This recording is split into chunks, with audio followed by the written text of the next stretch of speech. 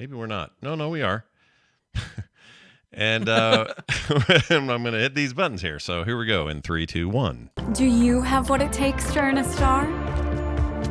Do you dream of earning 2? Might you join me in history by earning a 3rd?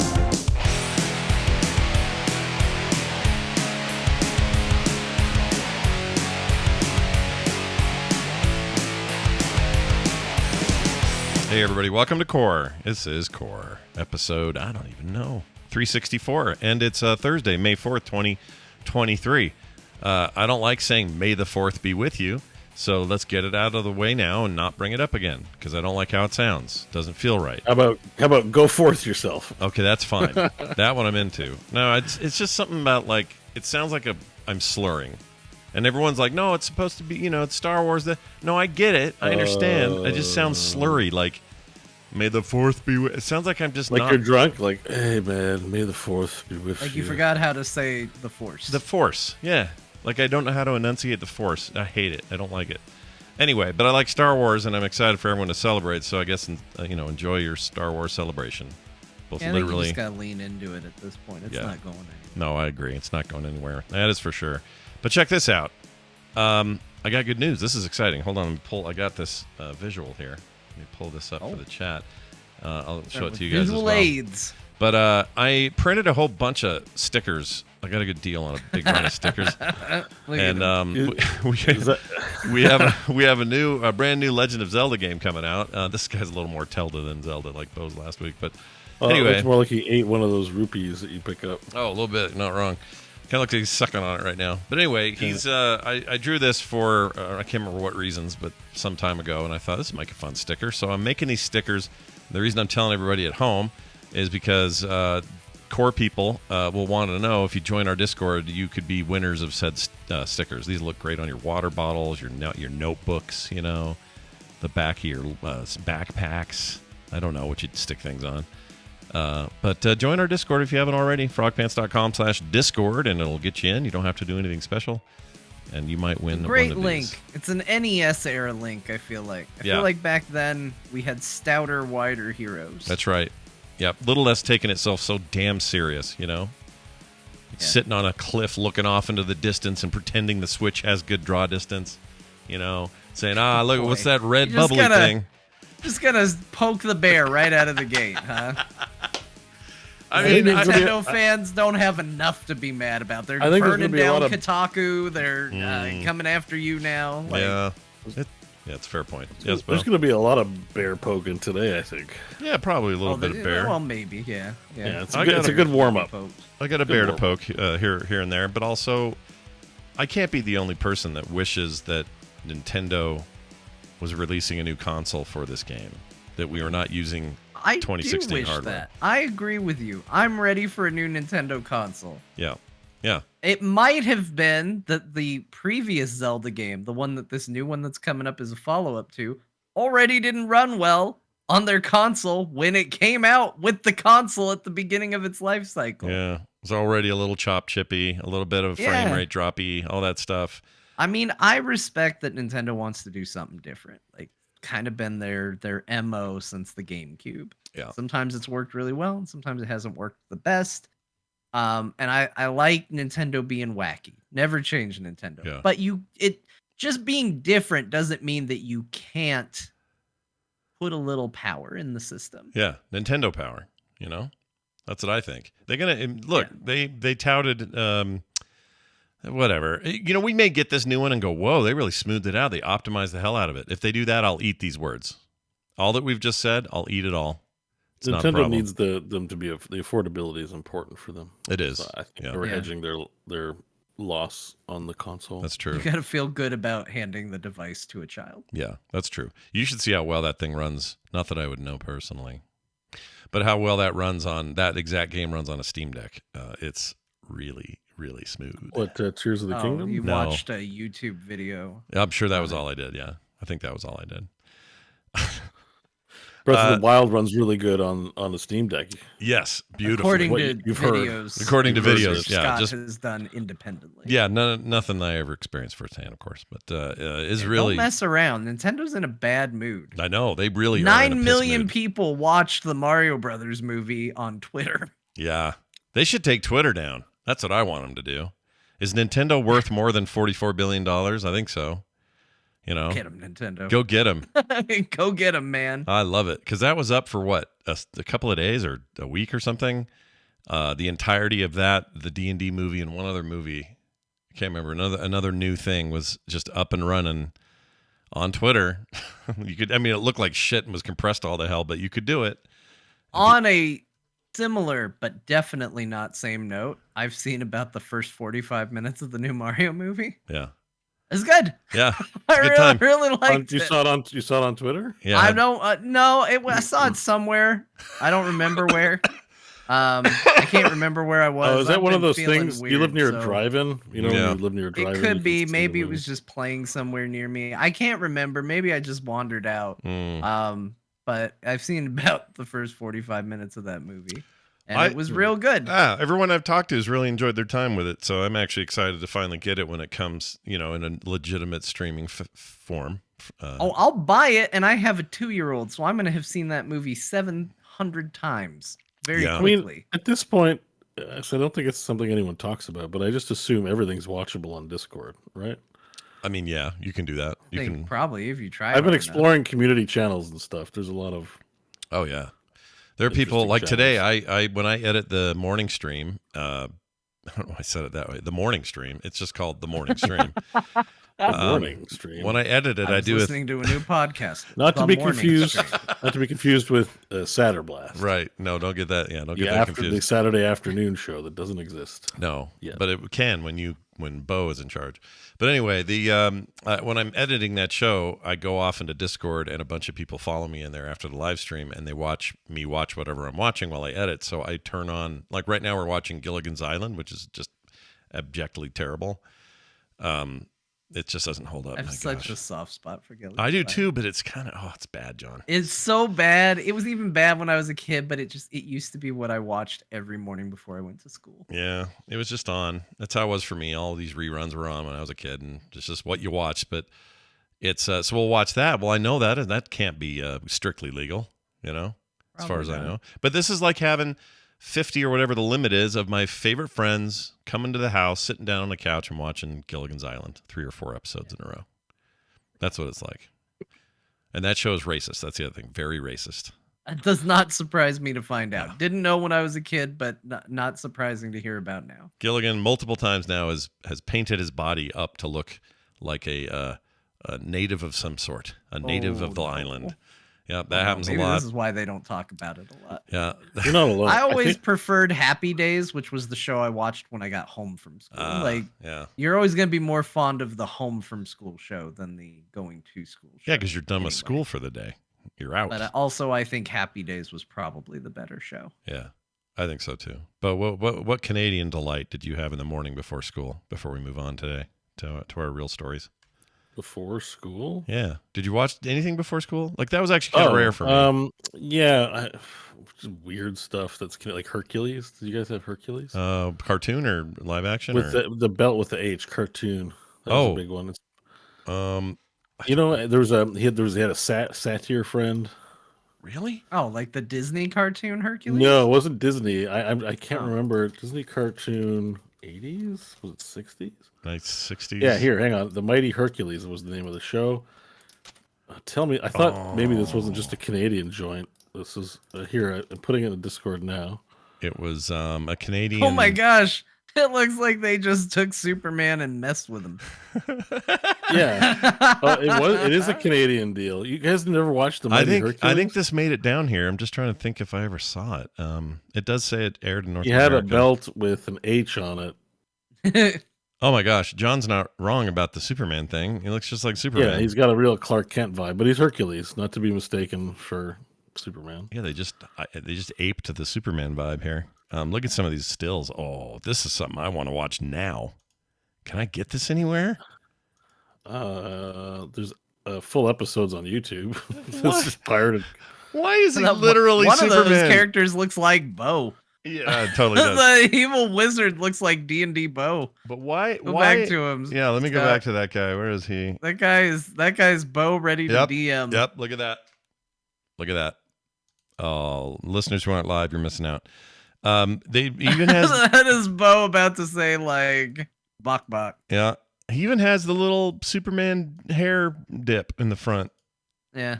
That's hilarious. Well, there's Bo again. Yeah. So yeah, that would be something I'd watch in the mornings. Okay. Yeah, and the episodes are 5 minutes long, so they weren't like full episodes either. Oh my lord. I'm gonna find this and I'm gonna watch the video this. I sent you has a link. It has 74. I don't know if that's the complete. I never really looked into it. I just remembered. Oh yeah, Hercules, the H belt guy. The H belt guy. That's even better that you called it that. All right. Well, it's because his first letter of his name is H, and then he has a belt with the first letter of his name. And I think if he lifted it up, it would give him like He-Man powers. I'm looking here. There's something with the belt. There's a mechanic about the belt. I just don't remember what it is. I can't find it anywhere. What I would really like, if this is possible. Oh, it was his ring. He has a Hercules ring. Oh, that turned him into Hercules? Well, that's some rewriting of history there. Yeah. Like it made him powerful. If you see that still I just sent, like he holds it up and there's this animation where he's like, kaboom, I've got a ring. Did you guys know? Okay, I'm a little blown away by this. Did you know that there was a TV series ran from 98 to 99, 1 year, 1 season, called Young Hercules, starring as Hercules, Ryan Gosling. Really? Wow, Was it like a sequel to the Kevin Sorbo thing? Maybe it was a spinoff. Or was this just? It's always hard to say. Yeah, you never know back then because all that stuff was weird and. But that would have been around the time, right? Yeah.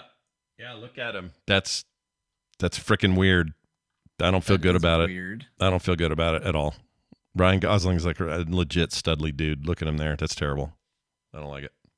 Oh, people say it was a prequel. It was a prequel to the Hercules TV show. To the Sorbo show? Really? Yeah. That's a mistake. Man, you want to talk about aging into a bad situation. Going from Ryan Gosling to Kevin Sorbo. Yeah, dude. Jesus. I guess send yourself to Hades. That happens. I guess My God. Gosling was still coming off of like Disney stuff, so he was still a Disney kid then. Well, anyway, watch one of those episodes and then immediately go watch The Driver or what's that one where he's like a crime driver? Oh shit, what's that called?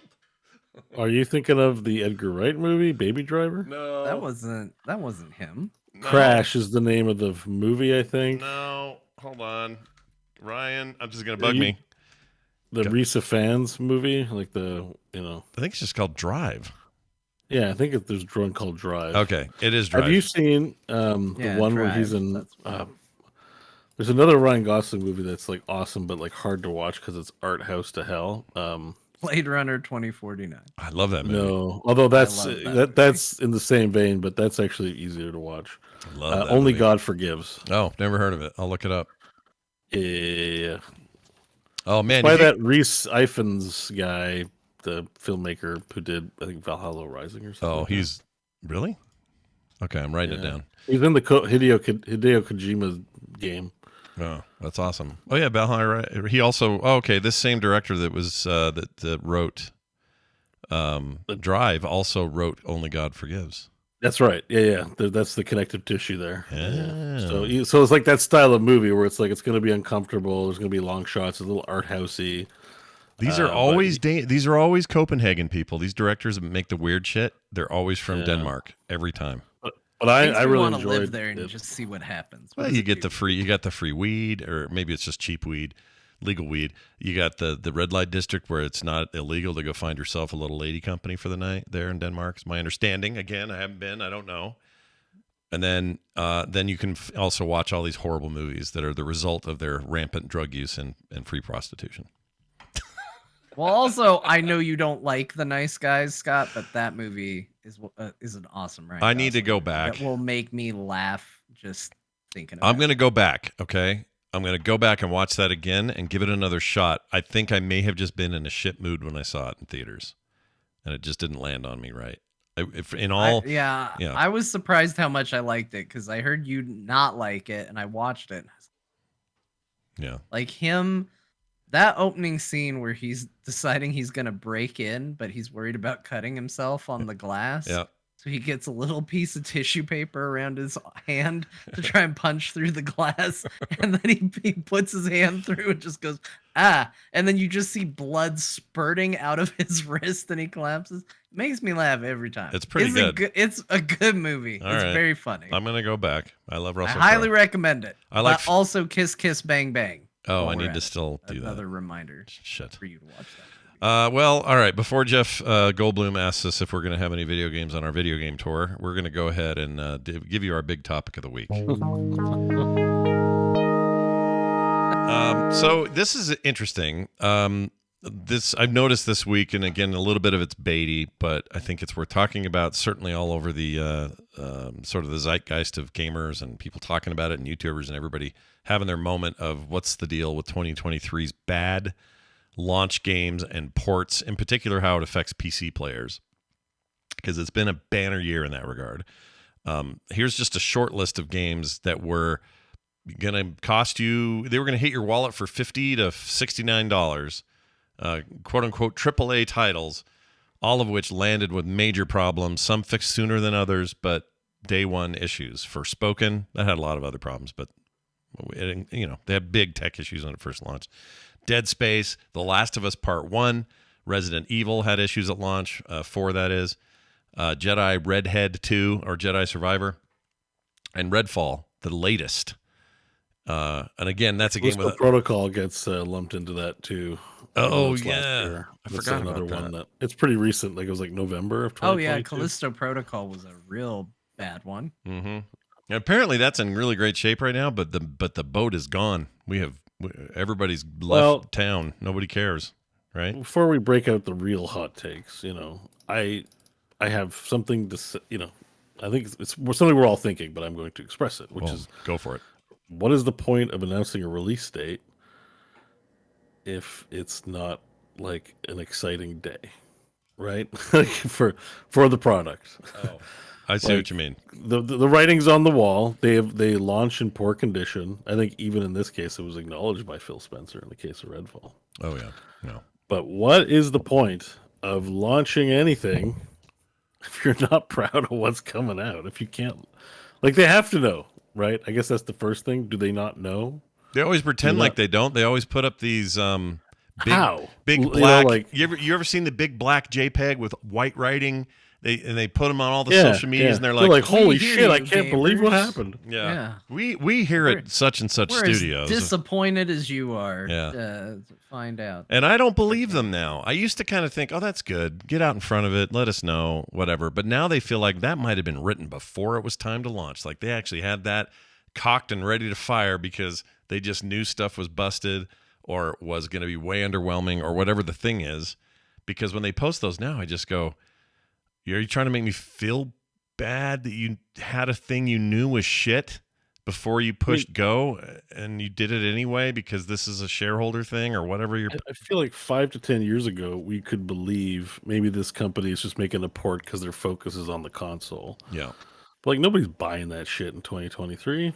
Shouldn't be. Yeah. Nobody's like, oh yeah, they're a console first company. They don't have experts in PC. It's like, we know how much you're going to make. We know how impactful this thing is, going to be. We all have supercomputers. There's a lot of enthusiast PC gamers throughout the world. Yeah. It's got to launch properly. Yeah. You have to know. You can't make those excuses. And just like the machines are more like one-to-one with PC specifications anyway, so it gets a little ridiculous. Yeah, there's some of the excuses, not excuses, whatever. Some of the reasons they gave, like in Jedi Redhead's case, they said, one of the problems that they face is there's so much higher end hardware out there now, and my take on that is that's weird. Like I know you need to satisfy a range, right? So people don't want to upgrade all the time; they want to buy $3,000 video cards. So you're trying to make your game work on a range of computers, and that is different than consoles because consoles has one set of hardware, bam, you're done. So I understand there's difficulties there, but I think when something ships just utterly broken and you're seeing it on a low end, a mid range, and people with high end stuff, there's just, to me, there's no way you didn't know that you had these problems. You just did. How would you not know? Also, maybe if you didn't work for a giant company like EA, you can maybe get a little like excuse. Like I have a very hard time forgiving. You see so many devs put out games without the issues. It's not like every single game that comes out has these issues. Right. It's a lot. It's prevalent, Right. but not every single game does.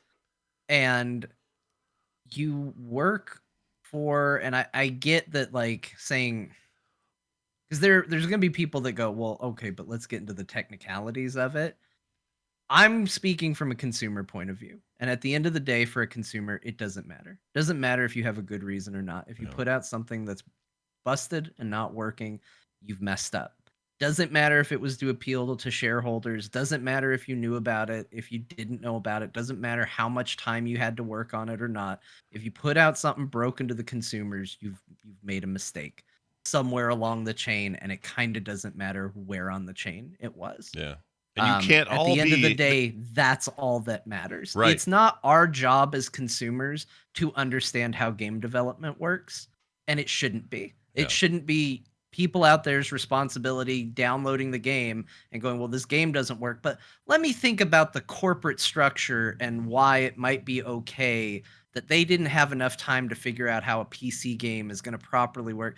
It's not their job. It's not their responsibility. It's actually your job and your responsibility to get it to work. Yeah, and also, so I don't have a lot of forgiveness, even though I understand some of the technical limitations of it. At the end of the day, it stops when that game gets released. If it doesn't have a, like under development, still in progress, this is a beta attached to it. Once you say that game is out, that is you saying this is putting our best foot forward.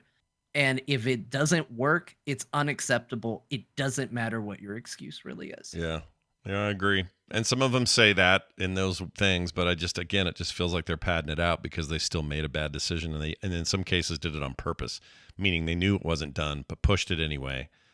And now they're just going, "Oh, we're with you. We feel you. We know your pain." And not everybody, by the way, No Man's Sky is a outlier. Like, you're not going to all get to do at No Man's Sky with these things. And the reason No Man's Sky can do it and kind of earn everybody's love and trust back is because they are a small indie-focused company who can do that. And they're in control of their destiny. Right. At the end, same way Valve can kind of do that. Right. So I don't see a future where, I'm trying to think of one of these that I would say is the worst. Let's say Last of Us Part 1 is probably the biggest mess technically, or was. I don't know how it's now. But that's a case where we're not going to talk in 7 years about the PC port of Last of Us Part 1 and go, oh, but look what they've done since then. Now it's got all these free updates. They're constantly doing new content. That's not what we're going to get out of that deal. So I just don't think we should have sympathy for that. Like, John's right about everything you said. This stuff is this is bad anti-consumer behavior. Games, you're in the same breath, you're saying, this is the year games were $70 plus and way more in Canada. Can't even do the math on that. And this is the year we finally put some inflation in video games. But you also released like so many of them in such shit shape. Like, we should be pissed. It sucks. It's bad.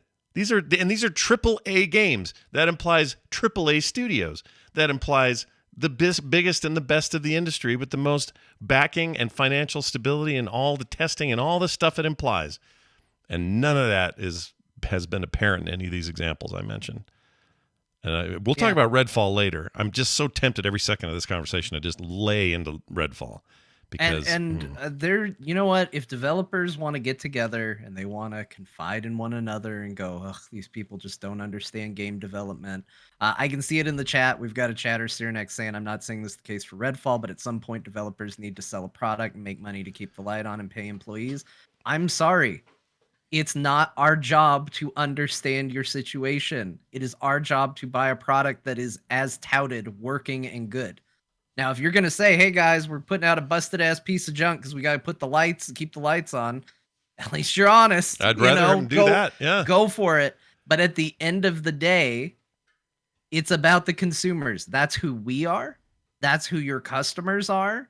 And if you put out crap, nobody deserves death threats, because I also know, this side can certainly take it too far. Oh, for sure. But yeah. nobody should be threatened. Their lives should never be threatened for somebody just trying to do a job, good or bad. Yeah. But it's your job to put out a product that works. Yeah. And I am sure that there's a million reasons why it happened. Some of it probably not even in the developers, themselves. Probably business daddies like, hey, we got to make money. Get it out. Get it out. Mm-hmm. But it doesn't matter. It doesn't matter where in the chain the issue is. It's that the games are coming out broken. Yeah. I think if adoption of early access was more prevalent, and there's a lot of problems with early access. I don't want to make it sound like it's a perfect thing, but that's what that exists for a lot of developers. And let's be honest, like, we are now in an era where games are not what they were in the 90s and the 80s, where they were pretty static, small number of mechanics. It worked and it worked. Even then they had bugs, but you couldn't patch them.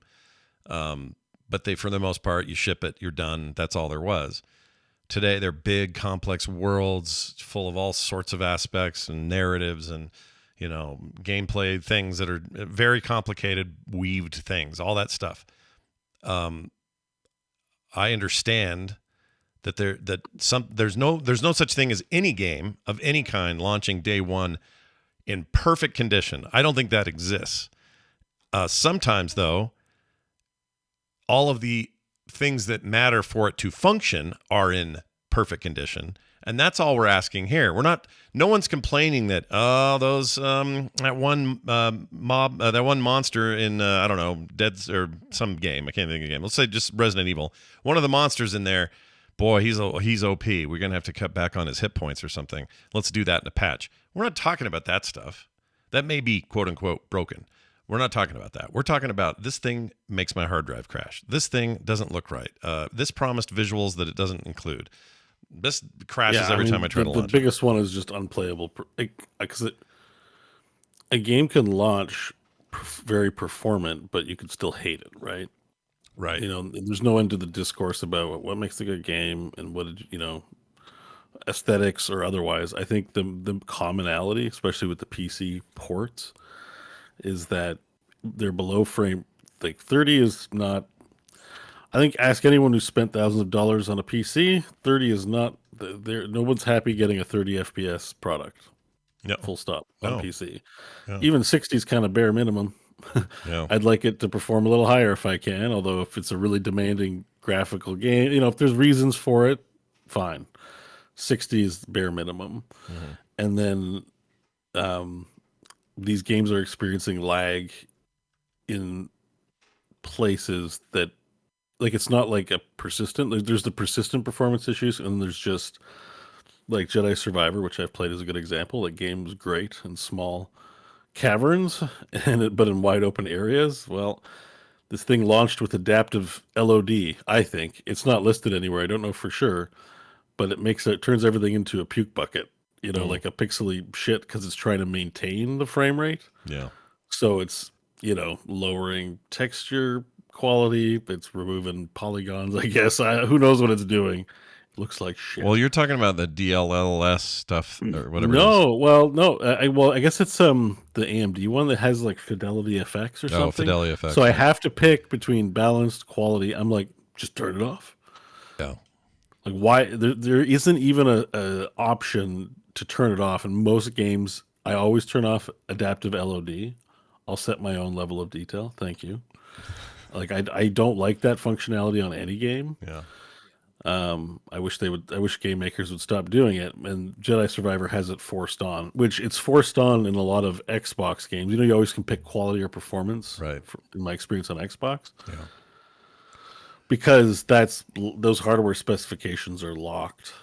So you're basically asking the user, do you want the game to look shittier but run at 60, or do you want it to look better and run at 30? Yeah. Which seems crazy to me. It's not like they have bad graphics cards in these boxes. No, they're fine. It's part of it is just, I don't know, they want to look like the best thing ever, and to do that they want to ding you on frame rate. I don't like it either. I don't like the trend of it in general. It just feels like we should be past all that.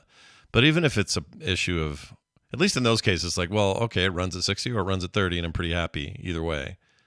Whatever I choose, I would rather have, and you accept that that's a limitation somewhere in the chain. Is it the hardware? I don't know, but there's your limitation on the PC or with these games that I've mentioned. It's all over the place. Like I had a boss type vampire I had to fight in Redfall. It's about the time I quit playing.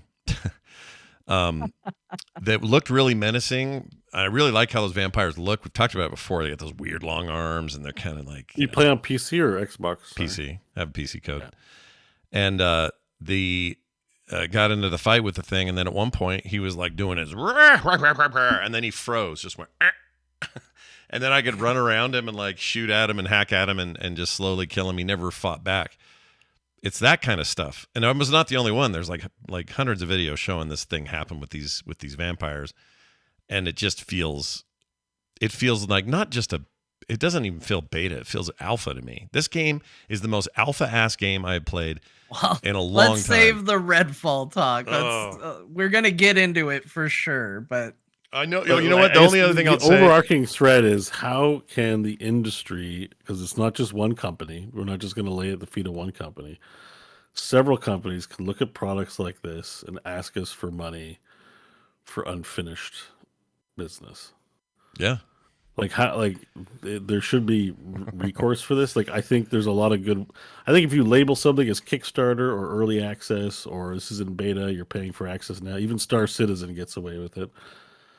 That's on you, the consumer, and you've been warned up front that you may not even like this game once it's finished. The Kickstarter's done or the early access is done, but you like what you see now and you're supporting it now. Yeah. The AAA market, it's classic. It's more of a classic product. We made a thing. Like you said, Scott, we're not expecting perfection right out the gate. But damn, the thing should be quality tested. And because we've seen companies who get things right, we don't give them enough credit.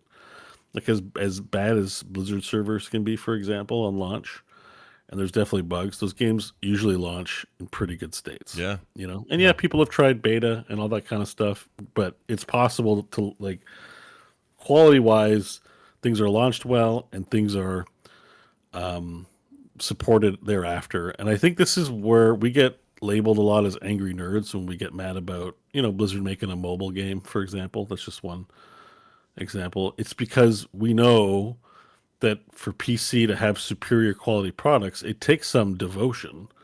And when you start working on other lines of business, you're splitting that devotion. Like, the evidence shows that as we try to satisfy more lines of business, like Xbox, PlayStation, mobile, our quality can suffer. I mean, the evidence just seems to bear out. A multidisciplined game studio is going to favor the quality. The console, they're going to favor the quality of the console releases versus the PC one. In the case of CD Projekt Red, it was some of the console releases that actually were shit, and in my opinion, they should have never released them for PS4 or the Xbox One. That was a boneheaded, greedy move on their part, to be honest. I agree. That was real bad. But the companies seem to, definitely have a foot they favor when it comes to their disciplines. It almost makes Square Enix look like the smart ones in the room on this, because they do the year-long exclusives. If they just wouldn't call it exclusives, but a year to make sure it works well on PC, because I think their releases... I think they've even had some gaffes, but on the whole, their releases tend to be... You don't tend to hear that much complaining about them. The big one was Forspoken. Forspoken had tons of issues. That was a simultaneous launch, right? Yeah, but that was a simultaneous. Yeah, good point. Usually it's like, like if they when Final Fantasy 7 Remaster came out, it ran great. Yeah, right out of the gate. Yeah. It was so, at least as far as I remember. Also, the PS4 game, the 7 thing, the 7 whatever it's called, Retrograde, or what the hell's it called? Whatever it is. Intergrade. That game ran real well on PlayStation 4, and then there's a huge gap of time where they made the PC version, and then that ran really well. So you may be onto something. I own them on both. I own a PS4, thanks Tanner, and I own it on PC. Yeah. have a running list of people I have to thank for the generous things they send me. When you Every get, time it's it like comes we'll up. have to do an Oscar moment where you have to get up and thank everybody who got you here. you Yes, know? if I ever win a game award, if Jeff Ever's like, best gaming personality of the year is Bo Schwartz. No, it'll Yes. be get best indie title of the year goes to Super Lake Run and Or Bo no. Schwartz. No, yeah, oh, maybe it's for Super Lake Run, Yeah. or Yeah. it just should be core. Like, why don't they have a podcast category? Because it doesn't make any money. There's 500,000 podcasts. That's the problem. There's no. They have to pin it on like, I don't know, a guy who Fortnites a lot. They just don't have. They don't have stuff for us. It's unfortunate. Whatever. Yeah, It's okay. I like our little space. We don't need that. I know that we wouldn't even get mentioned. It would probably be like, the New York Times podcast or something like, Yeah, you go prestige. normie. Normie podcast. Yeah, I think you both made really good points. I think at the end of the day, this needs to improve. Some people, I don't know if I've heard this argument, but I'll bet some people are thinking, and I'm kind of wondering. I don't know how you track down data for this, but these are all games, for the most part, that are the result of pandemic dev time. And I'm not saying it's an excuse. I'm saying, is this an argument for or against remote collaborative work? Is it? I don't know if you can make that. And I don't know if I can either. That's my point. I need data for this. I mean, the WoW expansion that's been very well received didn't have a lot of technical issues. That was a result from work from home. Yeah. I think more interestingly to me, I would be curious if which of these companies has the best QA departments, because usually and here's the thing that's happening. Here's how the pandemic, I think, did impact this. I don't think this is tinfoil hat, but I'm sure there will people that accuse me of it. The pandemic saw huge growth for video games, right? Like explosive growth in all video game fields. Everybody's making way more money. Pandemic ends. Now every company has to show growth year over year, right? Except how do you reach those kinds of numbers when the pandemic isn't happening? You can't. So now it's time to make cuts. And that's what we've been seeing. We've been seeing a lot of companies shutter studios. We've seen a lot of people lay off employees, cancel projects, all of that. And unfortunately, one of the first groups to go when you're firing people is QA. And I would be curious to see how many of these companies let go of a significant chunk of their QA departments. Interesting. You know what? I hadn't thought of that. Entirely possible, right? There's a lot of merit to John's statement. It's true, but there's also one aspect of QA that you're forgetting that I'd like to share. Share it which with is, who's the Rogaine guy? The Rogaine guy? I don't remember his name. I'm not just a business owner. I'm a client. That line. Oh, I don't remember his name, but I remember the guy. I remember. I don't remember the guy's name, but that guy always stuck. For Men. Hair Club for Men. It's not Rogaine. Yeah. It's Hair Club for Men. That it always sticks with you because it's like that's the ultimate sales line, which is like, oh yeah, I play the game too, right? Like Mike Ybarra posting World of Warcraft screenshots, Phil Spencer denying staying up too late playing video games, saying he's normal. We all relate to lying in the professional workspace about our gaming. But you have to, if you're putting product out, some onus is on the actual figurehead, whoever's the leader. Whoever you vote, if it's a CEO because you voted them, or if it's like Sean Murray or Gabe and they own the company, at some point you're gonna play it and go like, whoa. We can't release this. This makes us look terrible. I don't care what the shareholders say, or I don't like this is shit. Yeah. We are in Shitville right now. There has to be that. And so like those people are asleep at the wheel. Because I saw Phil, I don't know if everyone's seen this yet. There was a tweet. He was on an Xbox show saying like, yeah, I feel terrible. Yeah. I'm like, did you not anticipate that 3 months ago when you're like, we're dropping this sick Redfall trailer, but boy, oh boy, they're going to be freaking mad in 3 months. I'm going to be doing this in 3 months. Like, he'd have to have been preparing this. Like, well, this I assume so, like but strategy. It's possible he didn't. See, here's the weird thing about that. I worry that the corporate types are just being told what they're being told. Like Arcane's reporting in and saying, yeah, the build's looking good. We're feeling good. We've delayed twice, but now we're on track. And Phil's like, well, I don't have time to play Redfall, so I'm just going to take your word for it. Like, I don't know how much he's actually playing. He can't, like, oh my But when God. they put out an announcement It's saying, crazy. hey, we're not going to have 60 frames per second for a first-person shooter on console at launch, you have to know that something's going on. There's Yeah. no way Phil didn't know that happened. Yeah, that's true. I forgot about that. That was a thing.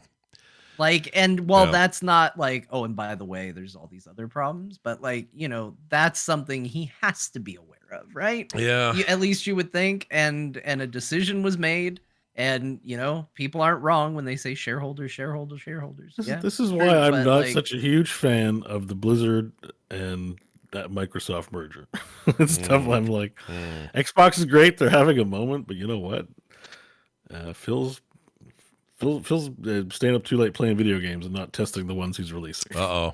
Does that mean we're going to lose your little transparent GIF of him on your screen here? He's going to go away? Maybe Okay. it might be time to retire Phil. I mean, I don't know. Look, it's a big company. I don't know if it's his fault. Maybe he knows it's shit, and whoever else is at Microsoft is telling him, "You got to launch something. So pick your poison." Like, Yeah. he's the figurehead. He's who we're going to post complaints to on the Xbox side of things, just like the other companies. But Yeah. the point remains, like, this is like, it's like a reputational business. That's what I always Blizzard always seemed to have a great deal of care and respect for its reputation. Yeah. And And that's you been can't- tarnished. you in also past can't years, name and I it- hope they work towards fixing it. You can't name a Nintendo game that has shipped broken either, right? It's the same No. ethos. We talked about this last yeah, week. I mean, there's been hiccups here and there, but I can't think of one that came out where it was like, oh, that plays. But they're also not putting their stuff on PC. And this is, to the defense, as much as I hate the, like, you guys have no idea how hard it is to port to PC. Yeah. It's true, we don't. Again, I don't care. But like, Nintendo's making stuff for Nintendo. Like, Yeah. you can't get more walled garden than Nintendo. They're making it for their dedicated damn console that is only one that exists. There's not 14 different versions of it or hundreds if you're talking PCs, hundreds of different combinations. You're right. It's a single focus pivot point console development cycle. And they benefit from that for sure. No doubt. And I think, to be clear too, not that I necessarily think people are going to misunderstand. Like, I'm not trying to suggest that quality assurance will catch everything, but when you put out a game and it, like, all of a sudden, like, 70% of your player base is having technical issues with it, it should have been caught. Like, we're not talking about something that a few people are being whiny about. Like, the majority of people are having issues. If you reach a point where you have to put out a public statement, that's at a point where it should have been caught. I think all of us are forgiving of games and their occasional hiccups and problems. Like, say what you want about how buggy, like, a lot of Bethesda's games are. The big thing is, though, they work. Like, it's where it goes from, like, man, Bethesda jank, we gotta wait for some people to fix this, some mods to download. Like, that's bad in its own way, but at least it's playable bad. Yeah. It's the stuff that breaks it that you can't just go out and get it. Yep. I agree. Well, they want that frame rate. They want the quality graphics. That's right. If it's unplayable and their CPUs are burning up, Yeah. Jedi Survivor was just, it was pretty shameful, I gotta say. Yeah. Yeah. I really like that game so far. I'm not as far as you, but I am annoyed when The game is good. Yeah, the game is great. I'll talk about it later. I played it a ton. Yeah. I have lots of great things to say about it, but I was like, there was points where it just looked like barf, and I'm like, man, my computer's not that bad. Yeah, like, that was just frustrating barf. because same, like, both of us have really good rigs to run this stuff, and it should look at least on par with a 60 frame per second, smooth running PS5 version of the game or a Series X version of the game. I mean, I can run like Cyberpunk 2077 at pretty high, like one below Psycho or something. Yeah. Yeah. Like, even higher than recommended, it still comes out at positive 60. I'm still in the hundreds on frames. So I'm like, what's Jedi Survivor doing? Yeah. Like, that Cyberpunk isn't. You know what I mean? Yeah, I would really like to, and when I would like somebody to come out and just to honestly talk about the development cycle and why suddenly all of these are like this. It's impossible for me to remove the pandemic from my head until someone at least addresses it and says, well, how come all these different developers, different publishers, they're all having this exact problem all at once? Why? Something's up, and I don't know what it is. I don't think it's as simple as, well, they all just fell asleep. And 2 of them maybe, but this is like too much. It's too much coincidence. And It's I'm not. It's the ports. Their priorities hitting targets for the consoles, and even then, I think the consoles there's complaints on some of the releases too. I'll wear the hat now, John. I'll put on my hat here. There you go. Okay. Well, let's move on. That was a lot of fun that we talked about there. How are you feeling? Yeah. Happy, everybody? Feeling Games stoked. are broken. Yeah, games are busted. Oh. At least one of those, or 2 or 3 of those, are actually good games underneath all the brokenness. We'll get to what Redfall is I mean, later. that's the unfortunate part, right? Is when it is a good game underneath it. Because, like, yes, we talked a lot about Redfall, but, like, it working is not going to save that game. Yeah. Like, it running well doesn't solve Redfall's issues. Jedi Survivor, sounds like that will fix its issues, fix its problems. Yeah. So I don't know, man, but I especially as a PC, first kind of gamer, they need to figure it out. Yep. Get your poop in order, you guys. All right, let's do this. We got a patron message to read. This is a question that we got. And it's from somebody named Hode. Boy, that's just a... Hold the phone. Yep, That's Hode a the phone. great name. It's one... Hold the door. Hold door. It's hold door. one C away from Chode. I worry about that a little bit. Anyway, it says, what game do you still want to finish that you never did? Boy, that's a loaded question. Witcher 3. So many of these. Yeah, there's a lot. Witcher 3 forgot clearly you for haven't me. Oh, Witcher 3 is a good one, Bo. That's a great answer. I downloaded it this week and then I uninstalled it. I was like, I'm going to get back to this because War Tales sounds like Witcher. And then I'm like, I don't have time for this right now. And I'm like, God damn, when am I going to play this? It's been like 5 years. I was like, I need to play it. Finish it. Yeah, for me, I think it's Odyssey. Recent ones, because I got a whole list, but Odyssey, Assassin's Creed Odyssey is a game I wish I would have finished. And those are hard to finish. And what's weird is I had this whole mode of like, I'm going to beat Origins, Odyssey, and Valhalla. I did Origins, beat it, and then I went, all right, let's go Odyssey, and then I got distracted. And there's no way I'm ever going to go back to Valhalla and beat it. So I really do want to just go back, get Cassandra, dust off Cassandra. Valhalla was really cool, though. I feel Valhalla's bad cool. about Valhalla, too. Sometimes I'm like, man, I should just make time and play that. The game's great. All of them are good. Man, there's just part of the problem is there's so many games, right? Yeah. But yeah, for whatever reason, that one sticks out of my head. John, do you have one that's like, oh, I gotta go back, finish that shit? Yeah, I've got at least 2 I can think of. Disco Elysium is a big one. I really want to get through Disco Elysium, and it's one of those games I get really into it for a couple days, and then I take a couple days off, and then I have a hard time getting back into it. Is the It's issue. hard to make yourself. That game, though, is hard to. I had to make myself play. Yeah. And then after 30 minutes, I was like, I'm glad I did this. It's like exercise. Like, I don't want to do it. And then after you exercise, you're like, man, this is a great idea. I feel so good right now. Yeah. It's not fun in the traditional ways, and it's not engaging in the traditional ways. Like, it really is like a book in video game form, and you feel like you have to set a very specific kind of time aside for it. So Yeah. I just haven't ever gotten to it. And Nier Automata is another one that I have always wanted to get through. And every time I'm like, this is going to be it. This is going to be the time I get through it. And I feel like I get to the same spot every single time. And then something else comes out and something else happens. And that's it. Same. That's another one for me. I like that game a lot. And I just get to this one place. I've started it twice. I think I would probably feel okay about continuing at this point and not starting over, but I don't know. I just never get back to that one. That game that's a really good answer too. There's a ton of stuff. Forbidden West. Michael in the chat room. Forbidden West is a good one. Sunstroke. Sorry, Bo. Go ahead.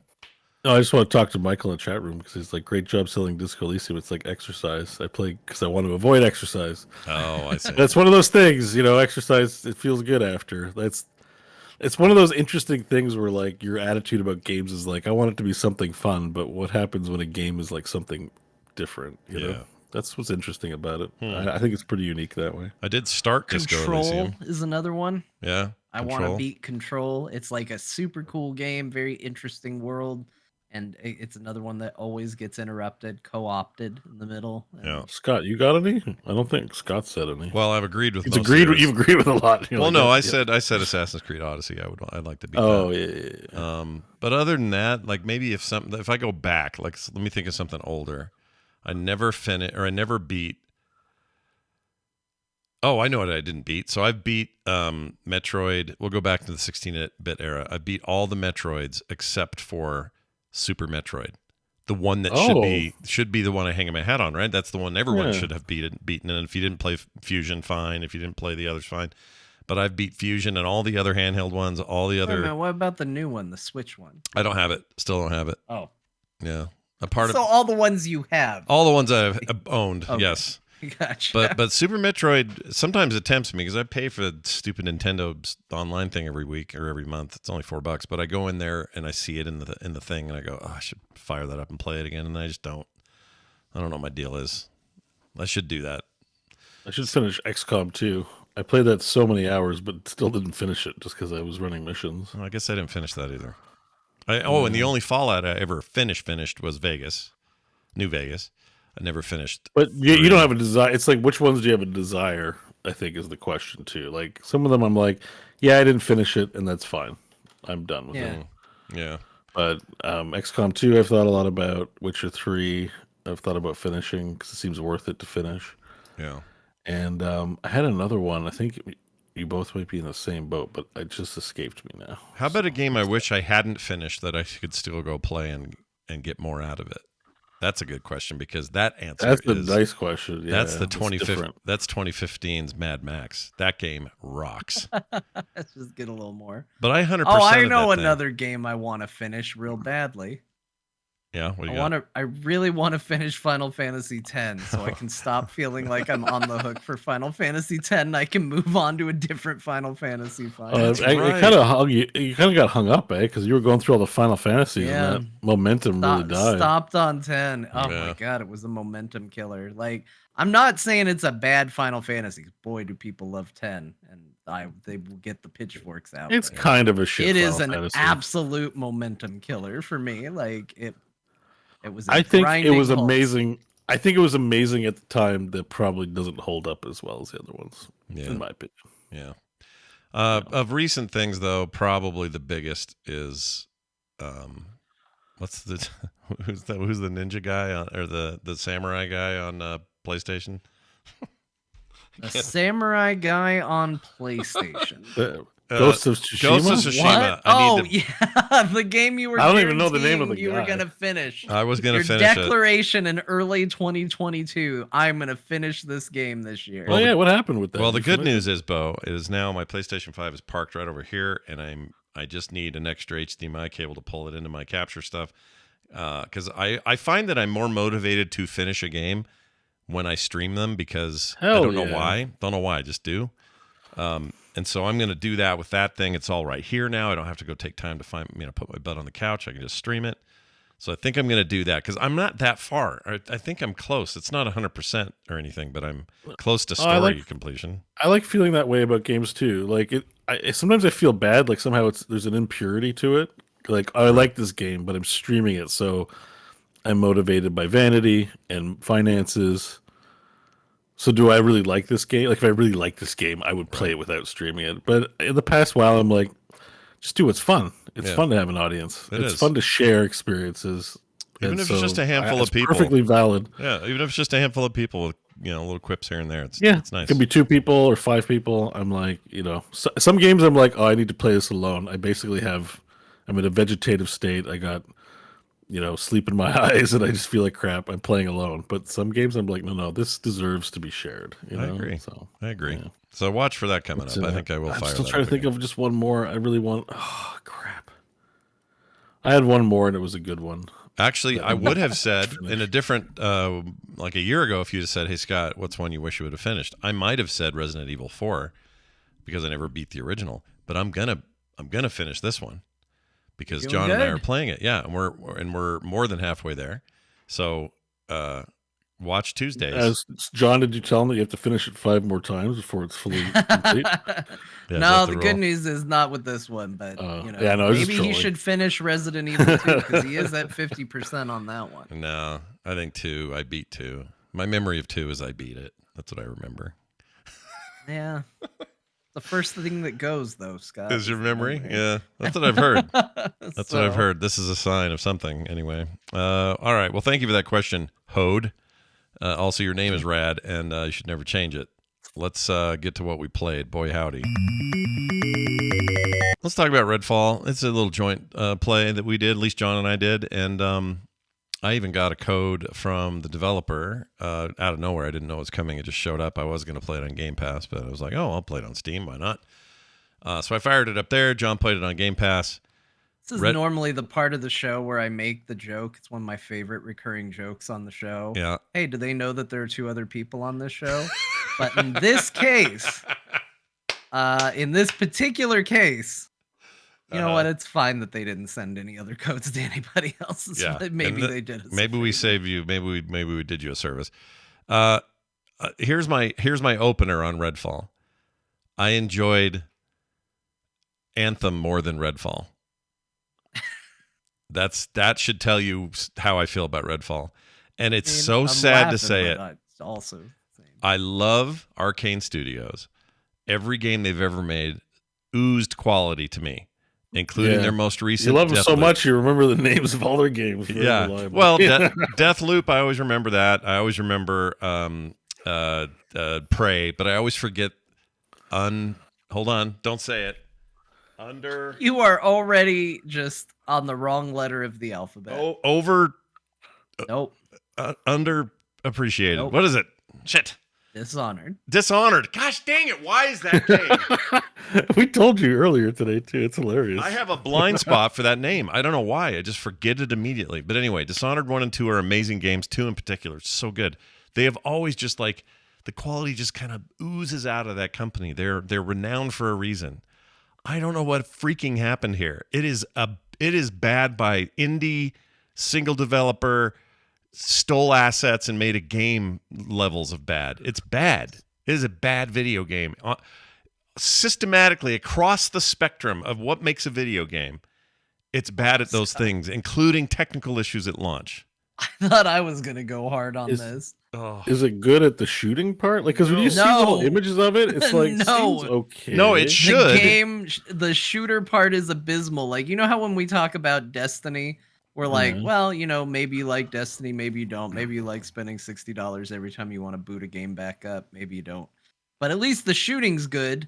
Yeah, the shooting's solid. Yeah. No, this is the opposite of that. It's all this, and the shooting feels like crap. And the chat made me realize I should have done this pre-show, but so I have it ready. But I should have a list of things I would rather do in video games than play Redfall.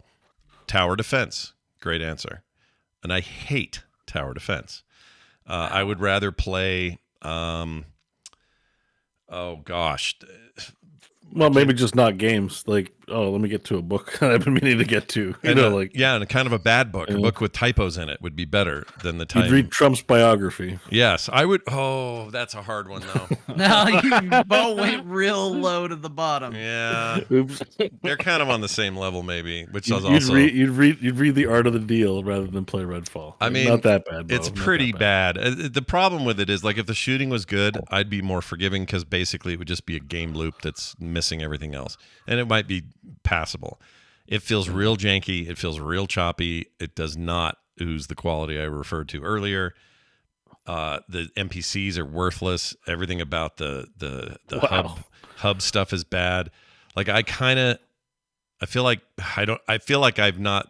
I went into this. John can confirm when we first talked about it last week. I said, well, I played like 5 minutes of it or something, and it seemed okay to me. I says.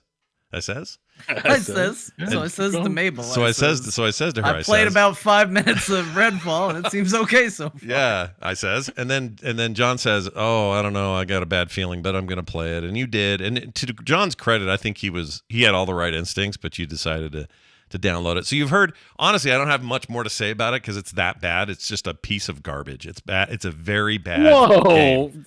It really Yo, is, Bo. It's Scott calling something a piece of garbage. all right. I'll tell you what it is. Here, let me give you a No, good no, thing. you said it. It's great. It's just you're pretty generous on a You scale tend to of find the rainbow in every you find the thunderstorm, good Scott. in a You're not good wrong. way. You're I'm not not wrong. saying like you sugarcoat everything.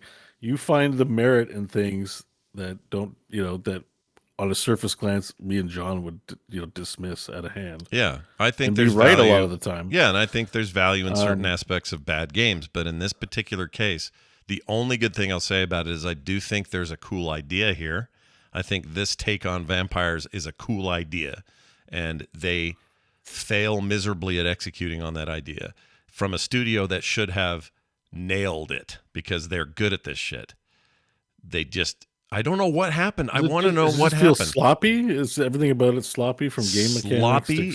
It feels like a experience? concept you'd show in a boardroom to get everyone on board with signing off on making the game. Like, So it doesn't. the way I described it, and I'm gonna stand by this, and this is my experience with the game, is that back in the day when you would buy like a PC gamer or something like that, it would come with a CD. And on that CD would be demos and things to try. And one of the cool things that existed then was that, people would put like Half-Life mods on there. Like if it was a real cool, popular Half-Life mod, they get permission to put the mod on the disc. And you'd get the disc out and you'd install it. And all of a sudden you'd have this, cool Half-Life mod that you could play. This feels like I'm playing a Half-Life mod off the free PC Gamer CD when I play this. Yeah, Keep in mind this is a $70 AAA video game. Yeah. And when I loaded it up, I was greeted to the most tepid of still image cutscenes to explain the world. Like it's not even like Hearthstone still image animations have more motion than this cutscene. What about what did you compare it to Everspace 2? Because that's very. Everspace 2 was more compelling than what was in here. Yeah. This was not. It by was far. not even interesting. By far. Everspace 2 was like serviceable. You're like, I forgive you because your game is. No, so you're fun. absolutely and not right. only that, like, Absolutely right. There's barely any animation. It's just like fuzzy transition from one image to another. There's no like built-in animation to it. And then later in the game, they do it again, but they don't even do the art with it. They just take the character models and like 3D Studio Max pose them and do transitions of character models standing there. They don't animate a single cutscene in this game. Yeah. It's just still images and a fade transition between them. Which again, I could forgive if two factors were at play. If this was $39 and the shooting was good. like give me one of, if there's a category, if there's a list of things your game is going to deliver me, give me like two that work and you might get a pass from me.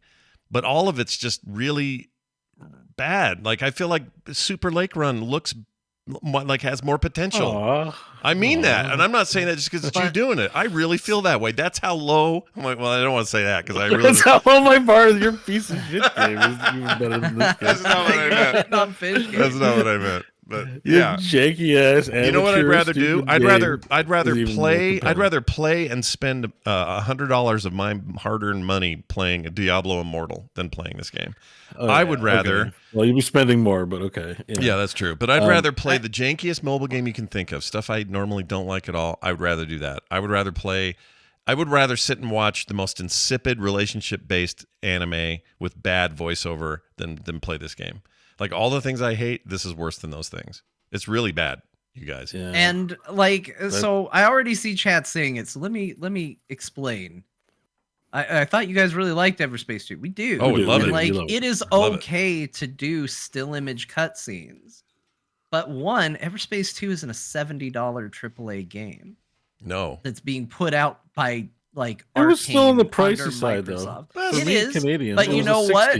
Like It's 39 But here. you know what? At a certain point, you can overlook certain things if the gameplay around it is good. Yeah. But to me, you think about good first-person shooters, good video games in general, and there's a lot of ways you can go with an opening. Like you can go big and bombastic and like explosive, right? Like hit the ground running with a crazy action scene over the top and go with it. You could also go like the Half-Life route, and you can do like world building and like, there's nothing exciting about riding the tram into Black Mesa, but it builds that world so good that like by the time shit hits the fan, you're like, oh, I'm so invested in this world. Like it's really a slow burn, but it's rewarding.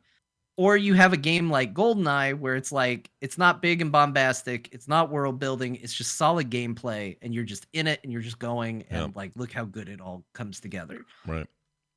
It's also this game doesn't do any of that. Right. This game gives you an opening mission that is essentially like if you were doing rep grinds in a first-person shooter 15 hours into a game, this is what I would expect to be doing for their opening mission. You basically leave a boat, look at some shitty water, shoot a couple guys in the head, and go up a hill and then clear a firehouse. And the game doesn't run that great, which we have talked about. And looking at it, I'm like, why doesn't this game run great? This game looks worse than Fortnite. Like, it doesn't look like it's doing anything impressive. And it is shocking how, like, middling the whole thing is. The shooting isn't good. The environment doesn't look as interesting as it could. The art design on the vampires is good, but then you see them up close and you're like, this looks like a mod. This looks like a mod to some other game.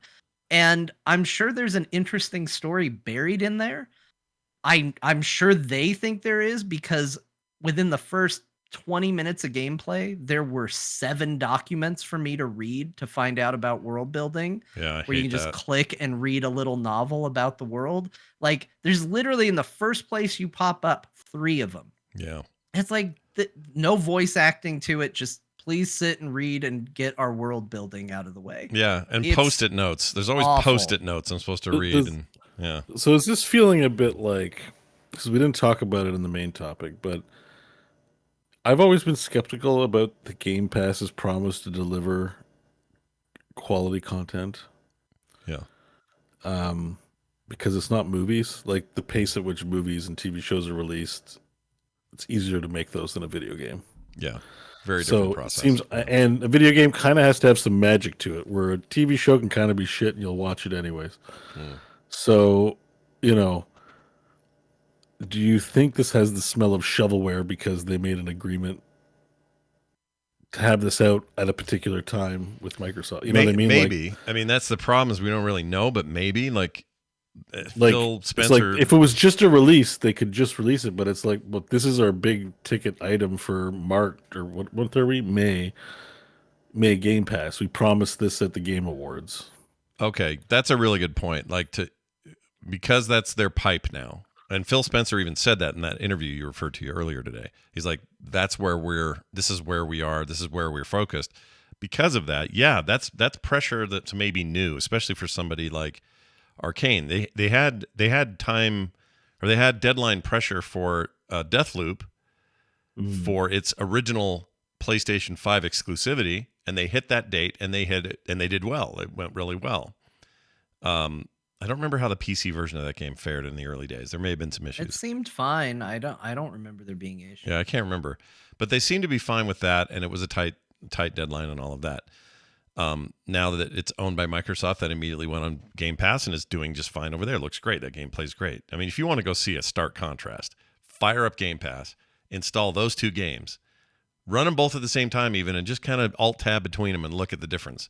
It's stark. Or even Prey, because there are people that are saying, like, they're different Arcane studios, and this is Arcane Austin, but which is different than some of the others. Yeah. But like, load up Prey, which was them, and check out how Prey opens. Prey has an amazing opening. It's interesting, it's intriguing, it's big, it's bombastic, it's over the top. It's a proper AAA title. Yeah, this legit is just, now I would argue, I don't think Prey is the best playing video game ever. Like, I don't think the shooting and all of that feels very good in that, but you forgive it because the other elements are really solid. And this is just a case of a game where all the elements are bad. Yeah. Like, not aggressively bad. I've played worse games than Redfall, but you do have to acknowledge like that Redfall is a $70 AAA game, and you have to acknowledge how badly it plays within that context. Yeah. Yeah, it's real weird. By the way, I found a video where the vampire boss lady is acting the way mine did. Look how dumb this is. Yeah, just hovering. Yeah, the enemies in this game, like, get AI image generation. Let's get some AI in here for the enemies. The first enemies I fought in this game, I stood in one spot that was vaguely behind cover and watched as they shot all around me. Yeah. And I didn't get hit once. I didn't move. I didn't dodge. The first vampire that came out, the game gave me a warning. They're like, you're about to fight a vampire. This is going to be a hard fight.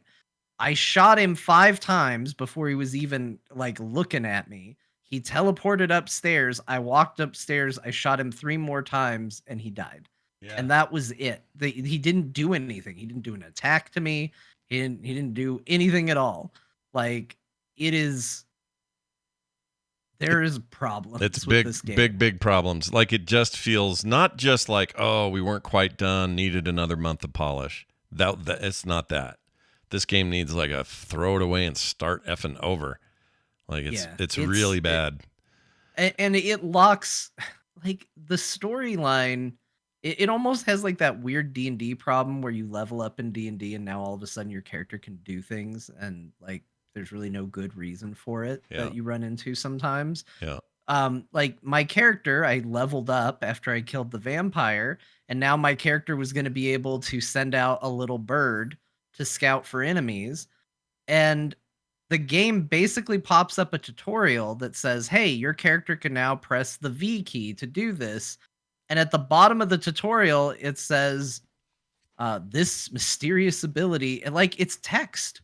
Like the explanation for why your character can do this is text. There's no weird cutscene that shows you gaining some ability or power. It's just like, hey, you can do this now because text. Yeah. And it's just so half-baked. Like sounds unfinished. Yeah.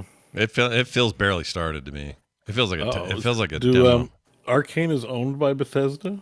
No, Arcane is owned by Microsoft now. They're not. Well, no, that may be part of Bethesda's. Usually, Bethesda at their shows would have Arcane trailers and shit. I thought they were somehow You're connected. right. I want to say Dishonored. Hey, look at me. Oh my gosh, you got it on one. I think Dishonored was published by Bethesda before all this acquisition. So I think you're right now that you say that. I think that Arcane was a sub genre. What's funny? Hang on a sec. Sorry. Everybody guess what Bo had to do? Yeah. He muted for the chew, but we got the Yeah. Yeah. So oh geez. Yeah, right. Bo's no, got a cold. He's got him. Bo's got a cold, so it's he's trooping it. Like today. What show was it where the Redfall developers were out here like in force talking about their game? I guess Anthem did it too, but like what show was it? It was recently. It was wherever Hi-Fi Rush, I think, got. Oh, that would have. Now was that Game Awards? See how it got announced. It was the capstone game for whatever show it was announced on. Yeah, like I don't remember if it was the Game Awards or a Bethesda showcase, but it was the finisher. It was what they showed at the I think end it was Game Awards look because what Arcane's making. Because the Game Awards was the one where we found out about Hi-Fi Rush and we didn't even know about it, and then they were like, and it's out today. Look at the stark contrast on that. That game launched perfectly. Hi-Fi Rush was it's a different game, but Hi-Fi Rush is what we're looking for. It's what we want. We want games that work on day one. They don't need a big giant patch on day one. That aren't riddled with problems and bugs. That's they set the example for all these other titles to follow. Yeah, pretty much. Why is it all the Japanese developers don't seem to be having this problem? And I'm not saying it's a UK, EU, and US and Canada problem, but maybe it is. Maybe we suck. It could be. Well, it's not. We're not saying quality of work or discipline or making a commentary. It's got to do with quality. Like you can't. Yeah, that's it. Or there is a bit of dishonor, not to get stereotypical, but there is kind of dishonor in releasing a game is trash. Yeah. Like you should tell I know Rocksteady didn't look great doing all that stuff, but at least they said we're gonna wait. Yeah. Yeah, Like I somebody mean, should look at Redfall and go, we're gonna wait. Someone should have said, well, I know we got all these deals lined up, but Jedi Survivor looks like barf, and we think we want to put our best foot forward for launch. So sorry, it's not coming out. Yeah. Like maybe the people who do the business stuff need to smarten the fuck up and stop making deals they can't get out of if the game doesn't hit targets, because nobody wants a poo game. You know, like No, nobody nobody does. wants that. Like No. it's getting worse and worse on the PC side of things, particularly. But Kind of everywhere though. A lot of these were problems on launch for yeah, consoles. I mean, as Redfall well. is bad on anywhere. Yeah. So we're talking. I think I'm at danger of getting confused because I'm talking about a number of different things. But yeah, like you'd have to know this game is not fun. Like it's an embarrassment to Xbox to put this out. It diminishes their.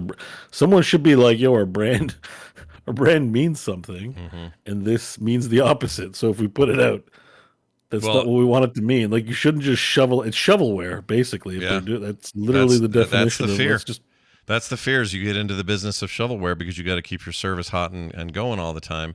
And I love Game Pass, but this diminishes the Game Pass name. I'm sorry to say it, and I have to go over to not loop back, Deathloop to remind myself what they're capable of. But wow, like this is your $69 game, $89.90, almost $100 in Canada, and you're just launching it in this state, and you're cool with that. It's just so weird to me. It's so weird.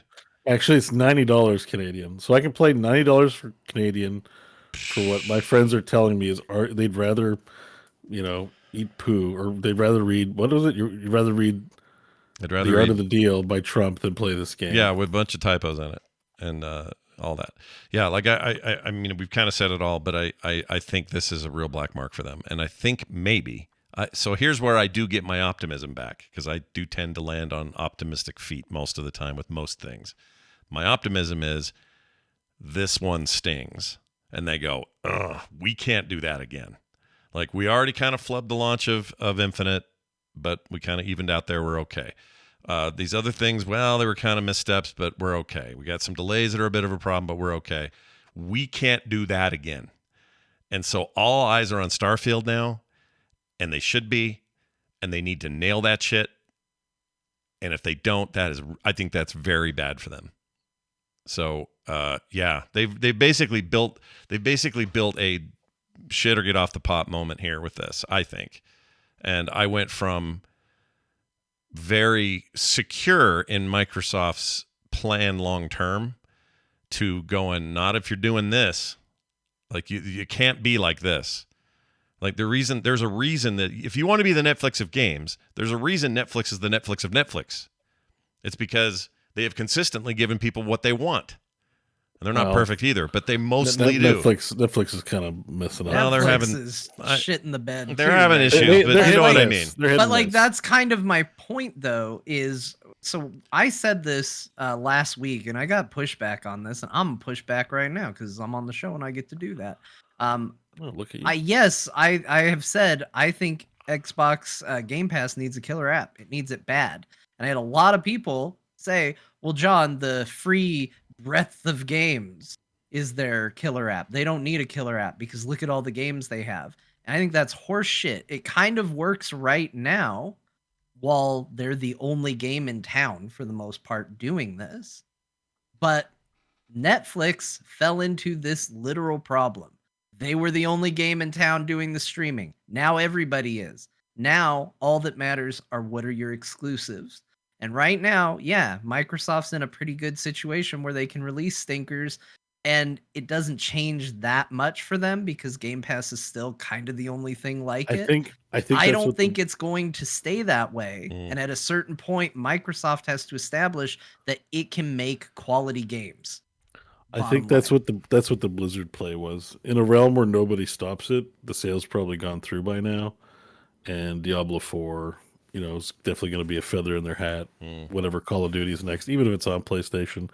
I mean, Sony has a point. Like, obviously, they're going to prefer to water their garden first. I bet they're loving this Redfall mess. I bet they love it. Yeah, I mean, the UK, the blocking of the Blizzard thing is reflecting badly on Microsoft as well. But Yeah. I guess I had this thought: they spent how many billions for for Blizzard, Activision Blizzard? Why did they just take that 89 billion and give Arcane a bit more time to work on the game or something? You could take like a couple 50 million and be like, okay, make sure it's good, guys. Because the net gain they have right now is neither. It's all a loss. Yeah. But I mean, maybe that was part of. I think, John, what you were saying about them having a flagship. I think they were trying to get that from. I think they are trying to get that from ABK. But I don't think it can be acquisitions. Like they already have talented studios and talented people, and they have the money to buy it. Like the talent, not just buy studios whole hog and go, look our exclusives. We'll talk more about it when we talk about the Phil Spencer interview, but like at a certain point, you do need the games. Like Phil kind of pushes back on this point, but I have a PS5. I stole it from my parents, and they have now gifted it to me. Just to give you the full story, it has been gifted. You get stuff officially. too. Yeah. They gave me the user manual. Oh right, Remind your parents right. there's three of us on Core. That's a good point. Yeah, they never gave me anything, your parents. That's true. That's true. They did Except talk to you. me briefly. Except you. One hot, sweaty night in a Volkswagen meant that we would get John. Yeah, they gave us it. you. That's true. That's true. The gift that just keeps on giving on the show. That's right. But I'm keeping it, and I want it, and I would have probably bought one for Final Fantasy 16. That is a console sale for one or two games. Like it does move the needle. It might not be the biggest needle mover that it used to be, but at a certain point, having games that are exclusive to your console will get people to buy that console. It will. Yeah, I agree. I think you're right. Here's the final thing I would say. I think they can resolve, or they can fix this. They can see this as a teachable moment, for lack of a better way of saying it. I hate that term, but whatever. And they can just let this not ever happen again. Make a standard over there that says, if we miss a date because this is a problem, then we miss a date. You're Microsoft. You have endless money. You have money that goes so far down your pants, it enters your shoes, enters the earth, and comes out on the other side. Like you have so much money. Don't sweat it. If something gets delayed, that is a tiny problem compared to this backlash that you're getting right now. So don't do that anymore. Just don't do it. Like that should be the new standard as of today. Phil Spencer should be in a room with his sweater on or his hoodie on, and he should say, listen, y'all, no more of this. That's what should happen. No more embarrassing Phil. Yeah, no more. Quit doing that. He's a nice guy. We like him. He's cool. He seems like a real cool dude, and I want him to succeed, and I want them to succeed, and I want the industry to be healthy. This is not the way to do it. Redfall. So let's throw our PlayStation fans a bone and say, PlayStation been doing pretty good. Well, except their PC ports. We talk a lot about Xbox. Their console exclusives have been very solid. They've been stellar, but their PC ports have all been shit at launch. So they need to work on that too. All. Oh yeah, not Last of Us. I would say on the Last of Us things. was Miles Morales was fine. I actually think Last of Us has been the outlier. Yeah. Last of Us was bad. Days Gone, I think, was bad. Days Gone had problems at launch. So did both of the Spider-Men did great. Your Aloy game was real busted up front. That was bad. Was it? I remember that being good. No issues at launch. Just launch issues. It's fine since. Hey, look it know, up, Johnson. Look it up. Look it up, Jagger. Was look it bad? God of War launched in a decent shit. God of War was great. Yeah, God of War, no problems. That was fine. That's another one I need to get back to. I want to play. I want to give it a fair chance. I don't think it's quite the minefield that. I'm just saying, overall, the track records on the PlayStation is good, if not perfect. I agree. I agree with it's that. An industry problem, but yeah, I would say Nintendo. I just want to throw because we often focus on Xbox. They're often in the news, and PlayStation's, we don't compliment it enough. Well, and I think it deserves a bit of complimenting in that. I guess Nintendo's the best at it, but yeah, in the light of what we're talking about, absolutely. But it's also like always, it's possible to think they're being annoying on the legal front, but they're also kicking ass on exclusives, and it's just a complicated thing. That's why I love this industry. Like all this shit talk about Redfall, See what I did there? Red Oh. fail. Yeah, like Fail that's fall. the other thing. If you're gonna make a game about vampires, it can't be bad because you just open yourself up to this game sucks, or Redfall, blah Yeah, blah blah, blah. or Red Fail, or more like Deadfall, Yeah. or this Dead game game should have fall. stayed dead. What a mistake this was. Yeah. Like, just, it It writes itself. you can't mess up a game about vampires. It's just too many things. And again, I would like to say to Arcane Austin, your design for those vampire dudes, the ones that are full vampired out, not the cultists, but the full vampire dudes, badass. They're so cool. And the concept of, let's not do zombies this time. Let's do this like vampires have taken over. And they are vicious mother effers. And they look so cool. And their arms are all long and their fingers are weird. Well done. That's awesome. Now make a game around it. And not this literal trash. All right. Moving on. Wow. I know. That's pretty hardcore. I played a Got game. beast mode today. Yeah. I feel like, I don't know. I wasn't expecting to go that hard, but there it is. I played a game You went called... way harder than I thought. I thought I was gonna be the bad one. And I was like, well, at least Scott will softball it before I get mad. Sure. And then you were like, no, I will unleash my anger. Yeah, it had to come out somehow. And The problem is, like, my initial reaction getting out of this game was not as bad as it was later. The more I thought about it, it's a game I've gotten madder about the more I think about. Yeah. Like, in my immediate, like, I closed the game. I was like, well, I don't want to play that ever again. Like, that was as bad as it was. Like, that, people are making it sound like this is the worst video game ever made, but I just don't want to play it again. That was how I felt turning it off. And then I sat down and thought about it for a couple hours and was like, a load of bullshit. I'm really mad about this. Yeah. Like, it's like a hot sauce that just takes a while to kick in. I get madder the more it simmers. It had like an aftertaste. It Yeah. still has one.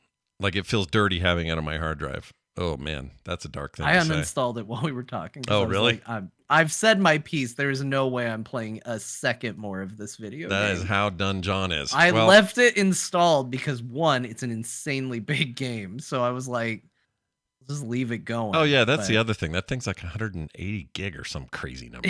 Yeah, I didn't 133. want to uninstall it on the off chance I felt the need to play more of it. But as we said our piece, I was like, you know what? I'm never gonna play this game again. I'll be better for it. Yeah, damn straight. All right, the video you're seeing, chat room, and you two and others who may watch the video, is from a game called Circus Electric. Electric is spelled ELECTRIGUE. That should be a Q. Sorry, there's no G. What I want you to do is think Darkest Dungeon, but think steampunk. Okay, that's the game. I picked this up on the cheap because it was on sale. They had a little flash sale, and I thought this looks interesting. Let me skip ahead here a little bit. It is weird, but quite good. It reminds me of Darkest Dungeon in almost every way. You have your lineup of up to 4 quote unquote heroes versus 4 enemies, but you do it in this kind of Cirque du Soleil, wacky, alternate, electro Tesla universe where, dirigibles and steampunk are all the norm and everything. A lady has a pet lion she rides on, all this kind of weird stuff. That's the setting and the story. The combat is just like Darkest Dungeon, except it's not dark and in dungeons. It's a little more whimsical. Instead of having what's the one thing in Darkest Dungeon that hurts you? It makes you crazy. It's the sanity. Your sanity meter. Sanity meter. They have in this one something else, and I've forgotten the name of it. Dang it! It's something like renown. I think it's renown. Say, is it Steam? How much? That would be cool. That would be cool. But it's no. It's I think it's renown, and the lower your renown, the more you kind of start losing it and doing dumb stuff and messing things up and having bad hit rates and that kind of stuff. Okay. So they've included a lot of that. So in a lot of ways, this is, at least superficially, a kind of a reskin of what Darkest Dungeon is. Not the same dev. But the combat, I find to be really, really fun. I already like the way Darkest Dungeon does combat, and this is a lot like that. You're using your abilities. You're basing it on, okay, well, this lady can hit the first 2 people, not the people in the rear. Or it can hit the people in the rear and not the people in the front. Oh, it really is like straight up Dungeon. Like, yeah, straight up. It's a kind of, I mean, there are a bunch of these. There are a lot of Darkest Dungeon likes. That's what happens with the popular genre hits indies, and then suddenly everyone makes one. I do think this separates itself a bit with its theme, and I think the theme is really fun. My least favorite character is this stupid clown, though, who you get early, and I don't like him. Yeah, I wouldn't want the clown on my team. Yeah, I don't like the clown. But I like this strong man. I like the girl in the back who does fire stuff. She's cool. The story's interesting. You know, you're going to know if you're going to want to play. The way it animates real nice. Oh, yeah, that's the other thing. The big takeaway is Darkest Dungeon 1, anyway, was, you know, pretty flat 2D sort of motion graphics sort of style, which is great. It was a beautiful game in its own way. This is all three-dimensional and, you know, very stylistic and animates really beautifully. It always has this kind of vignette quality to the edging of the screen, like it's being filmed in the 20s or something. Just has a really cool vibe. So I want to recommend this mostly to people who love the whole steampunk milieu, because I think they'll find a lot to like here. If you're a hardcore dungeon or Darkest Dungeon player, you're not really going to, and you're there for the gameplay, you're not really going to find much different here. You recruit dudes. There's a place where you heal up and put somebody in a hospital for a while you go fight, and then you come back and they're healed. Now they can do other battles. Like all that stuff you're used to in these games, it's all there. But it's very cool, and I think I got it for like $5 because it was on sale. I don't know what it is normally, 20 or something, but Circus Electric, available on Steam. So check out that if you are so desirous. Then I found a free game that is, I'm going to fart on Redfall again, because Helltaker oh no. Really reminded me of when you make a game, the whole package, meaning like the design, the concepts of the game, the artistic expression of how the game plays, what you're doing in the game is just so well unified that it reminded me that even on the lowest budget with the least amount of people, you can make what looks like a quality package of a game. This game also features, 2D cutscenes for its story, but they fit perfectly. They're really well done, and they match what this game is about. What this game is about is incredibly difficult, frustrating puzzles that ultimately are very satisfying when you clear them. So chat room and those on video, you can see what's going on right here. You have basically these motivation points. Motivation points? Yeah. Boy, there's a point system I have 0 of. Yeah, same. I don't have this in real life very much, but I don't know, people would say I'm lying because I'm literally making a Kickstarter for a card game. But yeah, sometimes there are days where I feel like I have no motivation. But anyway, this game's got these points, and it's really, think of a puzzle game. I can say this for the audience, the audio audience, so it makes sense. A puzzle game where you got to move shit out of the way and get to an end point in a certain number of moves. Like Quark. It reminds me of Desktop Dungeons. I don't think anybody knows what Quark is, and the fact that you understood it. I totally know it. So happy. Yeah, I totally remember Quark for sure. It kind of looks like Angry Leisure Suit Larry. A little bit, yeah. Girls. A little bit. But here's what they do. The very first puzzle even is freaking hard. And even when I finally did it, I got to the end and talked to a lady I have to rescue, and she gives me a text question that I have to answer. I have one of two options. It's like a RPG. And if I choose wrong, it kills me and makes me do the puzzle over. Well, if you're like me and you forgot how you cleared it, you spent another 3 attempts trying to get through the damn puzzle again. That's hilarious. Yeah. And I love that. Yeah, that's great. It's a cool mechanic. Once you figure it out, though, so satisfying. It makes you want to go do the next one. It also has this amazing techno soundtrack. I think I can play some of this. Let's see. I mean, this is great, right? It just fits this weird vibe. Anyway, did Bruce Campbell have to give likeness rights to your main character in this? I mean, you're not wrong. He's kind of a adventure-y James Bondy kind of dude from like old school Hollywoodish kind of thing. But the whole thing just really cohesive. I don't know why this is free. I think people would pay for this game. It's like well made. It's not janky. It's not it doesn't feel cheap in any way. I don't know why it's free. I can't figure that out. Maybe this was somebody's big college project and they just nailed it and they thought, well, I'm doing it for free. I don't know. I don't know the story. I don't know. It looks great. It's so cool. This genuinely looks really good. What is this on? This is on PC. I got it on Steam. And it's called Helltaker. And I was just going to be sad. Helltaker, and it's free. It's also really good on Steam Deck. Can't recommend it there enough. Perfect for a Steam Deck. Rad little game. I don't think it's anywhere else, though. Maybe Nintendo has I don't know if it's on the Switch. I didn't check. But it gets really hard. And if you're into hard puzzles... Oh, and it's like immediate restarts. So if you screw it up, you can just hit the RB button on your controller and you're back in. He released in 2020, and he hasn't. This Van Ripper guy hasn't made anything since. I wonder what else he's working on. I don't know. I don't know why he's not selling it. I mean, make $5 or something. Do something. It's really weird to me. You can optionally donate to buy the Helltaker art book and pancake recipe. Also, the soundtrack I think is on there, isn't it, or something?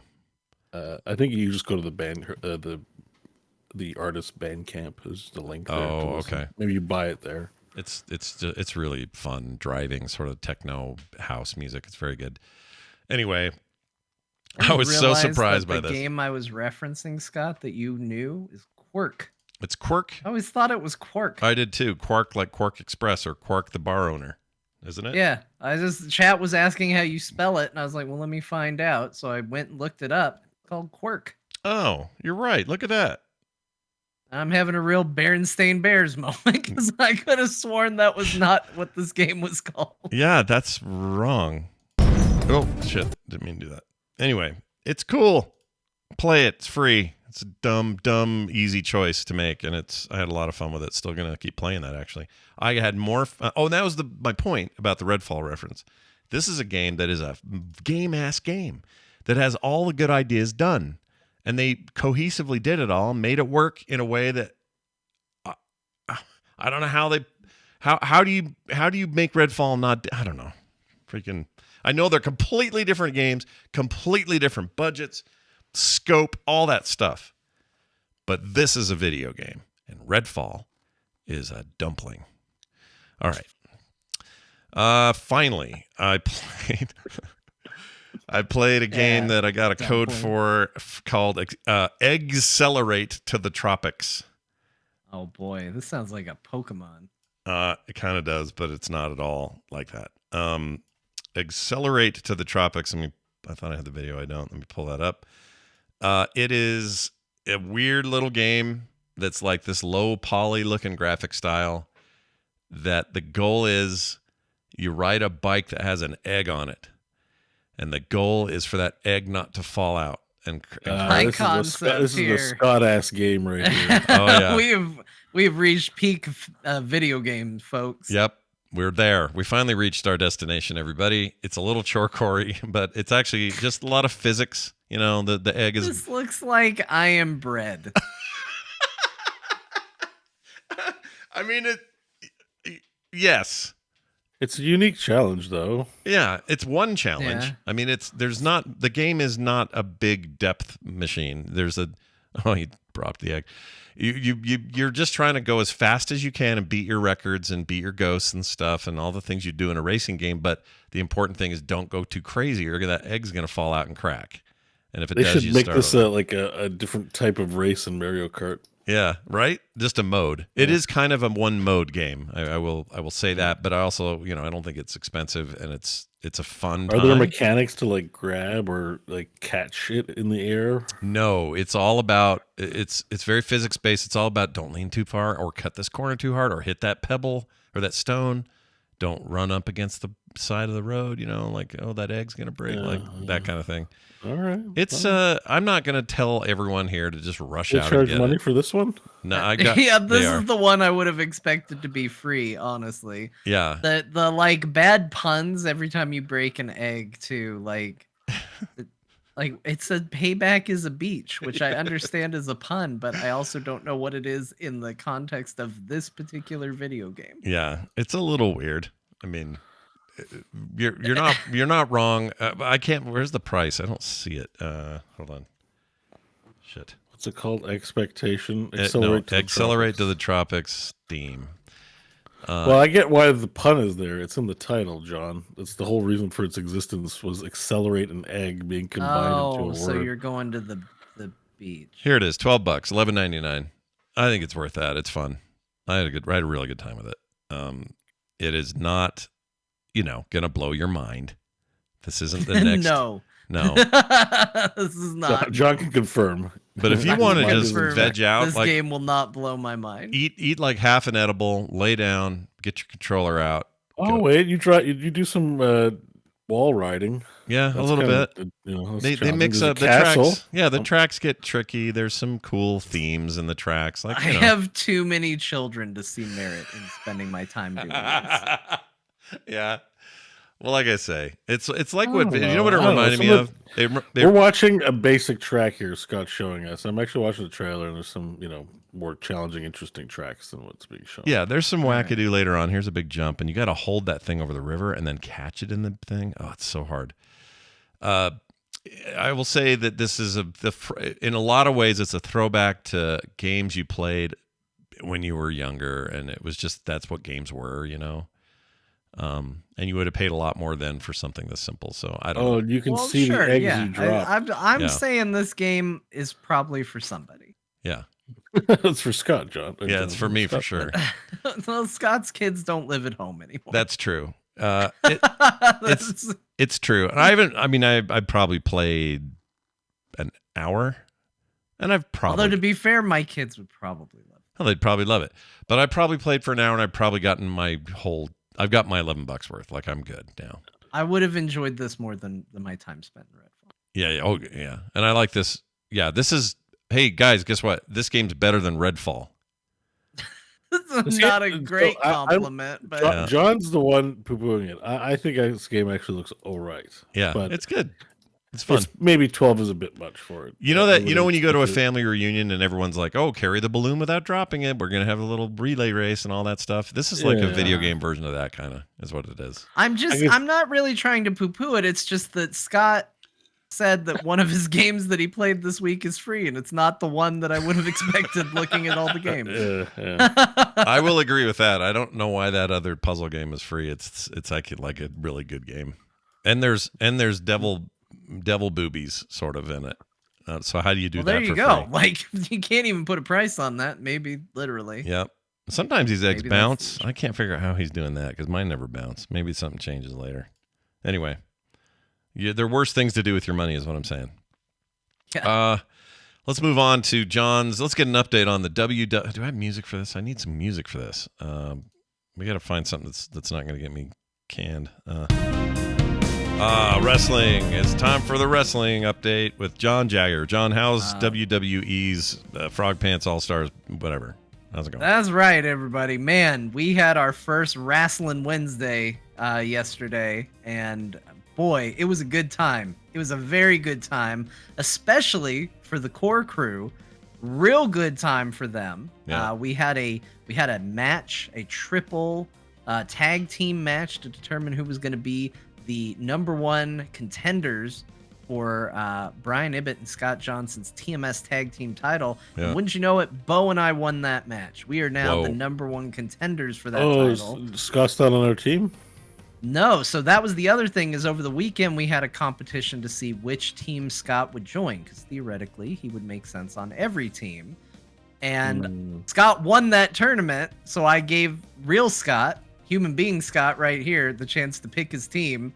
And I knew it would bother him because I knew he'd be like, wait, I want to be loyal to my friends and stuff. Right. And I don't want to hurt anybody's feelings. And right. So after much coaxing, he joined Team Core, so Team Core got Scott as well. Yeah, nice. Which is almost part of the whole like mythos of wrestling drama, right? That I converted over to a team and I was nervous about. Yeah. Like it's great, it fits. Well, plus Team Core is they're the bad guys. Right. Yo, what's your new look from? Why you don't look like you're from Resident Evil anymore? Yeah, I decided not to be a cosplayer, and I decided to just go absolutely fabulous over the top.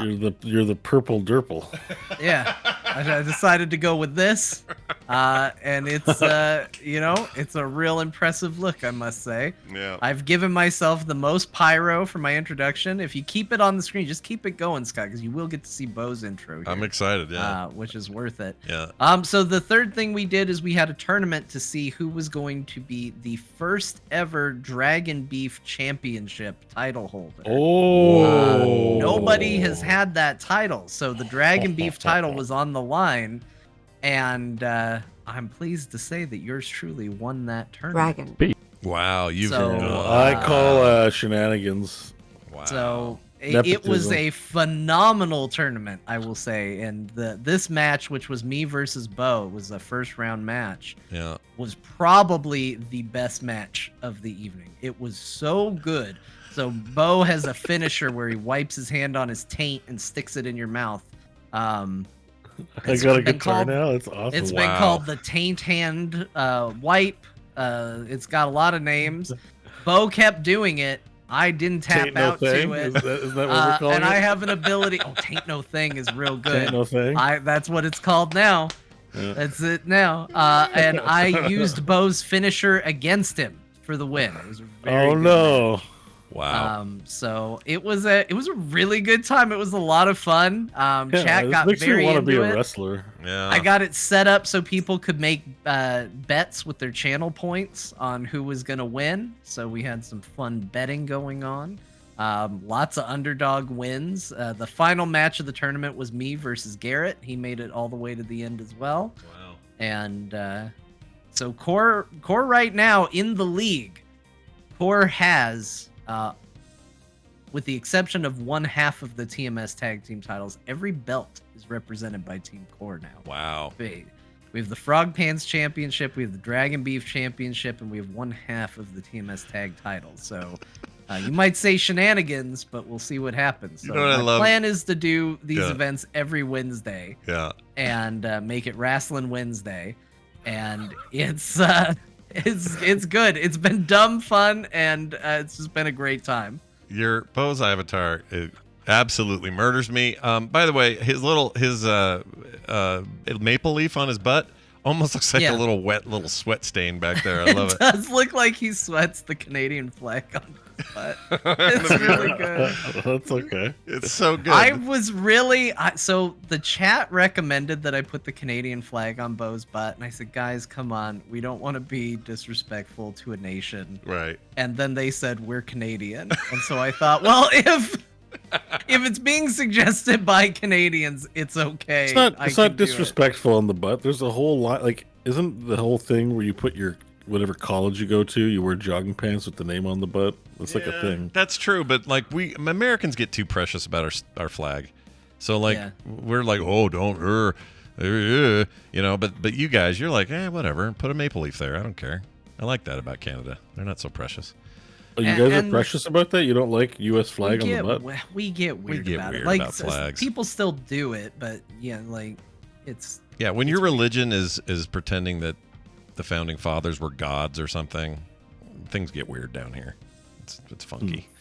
But anyway, look at you, dude, with your helmet, with your VR headset, and John with his purple nurple. Oh, this is good stuff. Yeah, it was a good match, and I'll tell you, maybe one of the best things, speaking of games and the state they release, we ran into a couple glitches during the match, and it just made it better, honestly. There was a moment where Bo and Kyle got in the ring, and they just had a stare down with each other. It's like the AI locked up, and so for a good 3 minutes, while everybody is outside of the ring, everybody else is outside fighting, Bo and Kyle are just staring at each other. Wow. And then John got in the ring, and then he didn't freeze the way they did. They were just still staring. Yeah. John was like panting, like, oh, what a hard match. But he wasn't attacking. He was just watching the two of them. And then mysteriously, out of nowhere, Bo just punches Kyle in the face. And it was hilarious. And it's just sometimes that's the way the AI does things. Like, weird things are going to happen. And it just made it that much more fun. Oh, it's so good, dude. This So continues to be one of my favorite things to stream. One of my favorite things to do. Garrett stopped by for a little bit to watch some of it. Unfortunately, he watched himself and Kyle lose the tag match, but he ended up doing really, really well overall. I will be there Wednesday. I have to see one live, and that was the other thing I was going to say. It's just my favorite thing you've ever done. I love it so much. This is great. And look at my gosh, is that my taint? Is that taint? Oh yeah, thing? that's it. Now that's not the full one because I think you'll actually do it once I stand up from this. So if I remember correctly. So I rub my hand on my taint and then I put it in your mouth. Oh my You're gosh! Shut up. up. You're gonna see it in just a second. So the reason for it is I gave you a move from Mankind who used to pull a sock out of his pants and stick it in their mouth. So there's the full taint no thing. But there's no sock, and obviously you're wearing a onesie, so there's no pants to pull anything out of. So it just looks like you wipe your hand on your taint and then stick it in somebody's mouth. In your mouth. Wow. Yeah. And you've yet to play this game, right? Still haven't played it. Still have not played this game at all. It's all you've done is set up the avatars and let them go. This is the future of AI. We were talking about AI generated shows. This is literally him watching wrestling, but the computer's making it happen. Yeah. I've got 47 hours in this game, and I haven't played a single second. It is 100% the best auto battler on the market. I love it. Yeah. I want to place bets. If gambling was allowed on these streaming sites, we'd do it. But it isn't. Well, that's the fun part. Is like you can gamble with your Twitch points. Like that's what I'm actually surprised this isn't a thing on Twitch where you can make like people look like celebrities and do these matches. Yeah, or something. I'm sure people do. Yeah, like I mean, and then have them bet cryptocurrency, and then we can get rich. Yeah, let's do it. I want stake.com. They'll help us out. I think I want to do we should do it like some full on like wrestling style commentary stuff, like live. Yeah. Like I've had people reach out. I actually had somebody reach out through Discord that is actually involved in like indie wrestling promotions and all that. She's done like commentator work and stuff like that for him. Yeah. And like right now I'm like, look, I'm still just figuring out how to get the stream to run and show what I need to show. Yeah. But I have no issues with like building it up and expanding it. It's just like, we're at step one. So, but yeah, I want to grow it. I think it would be a fun thing. I think Wrestling Wednesday could be a really fun event to do.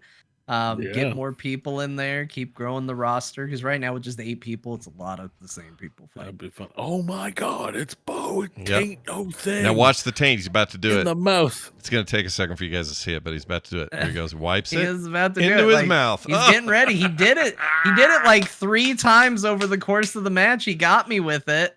And I didn't tap out, and then I ended up beating Bo with that move because I have taste like, move John? ability. Yeah, what do you give us a flavor profile on Bo's? What flavor is my taint? Like salted maple syrup. Oh, foul! That's so foul. That could be worse, Scott. It's worse maple than syrup's all right. I know, but I don't know what I was thinking, but that sounds terrible. You've added it just sweet. Sounds like I have maple syrup in my pants. Yeah, that is no good. All right. Well, this is amazing as usual. Game of the year. Well done, 2K, with your amazing game. Yeah, seriously, this is awesome. Take that, Redfall. All right, let's move on to what else you played. Jedi Fallen Order. We're all playing that still. It's going. No, I'm playing the first one. Oh, that's right. You guys are playing Jedi Survivor.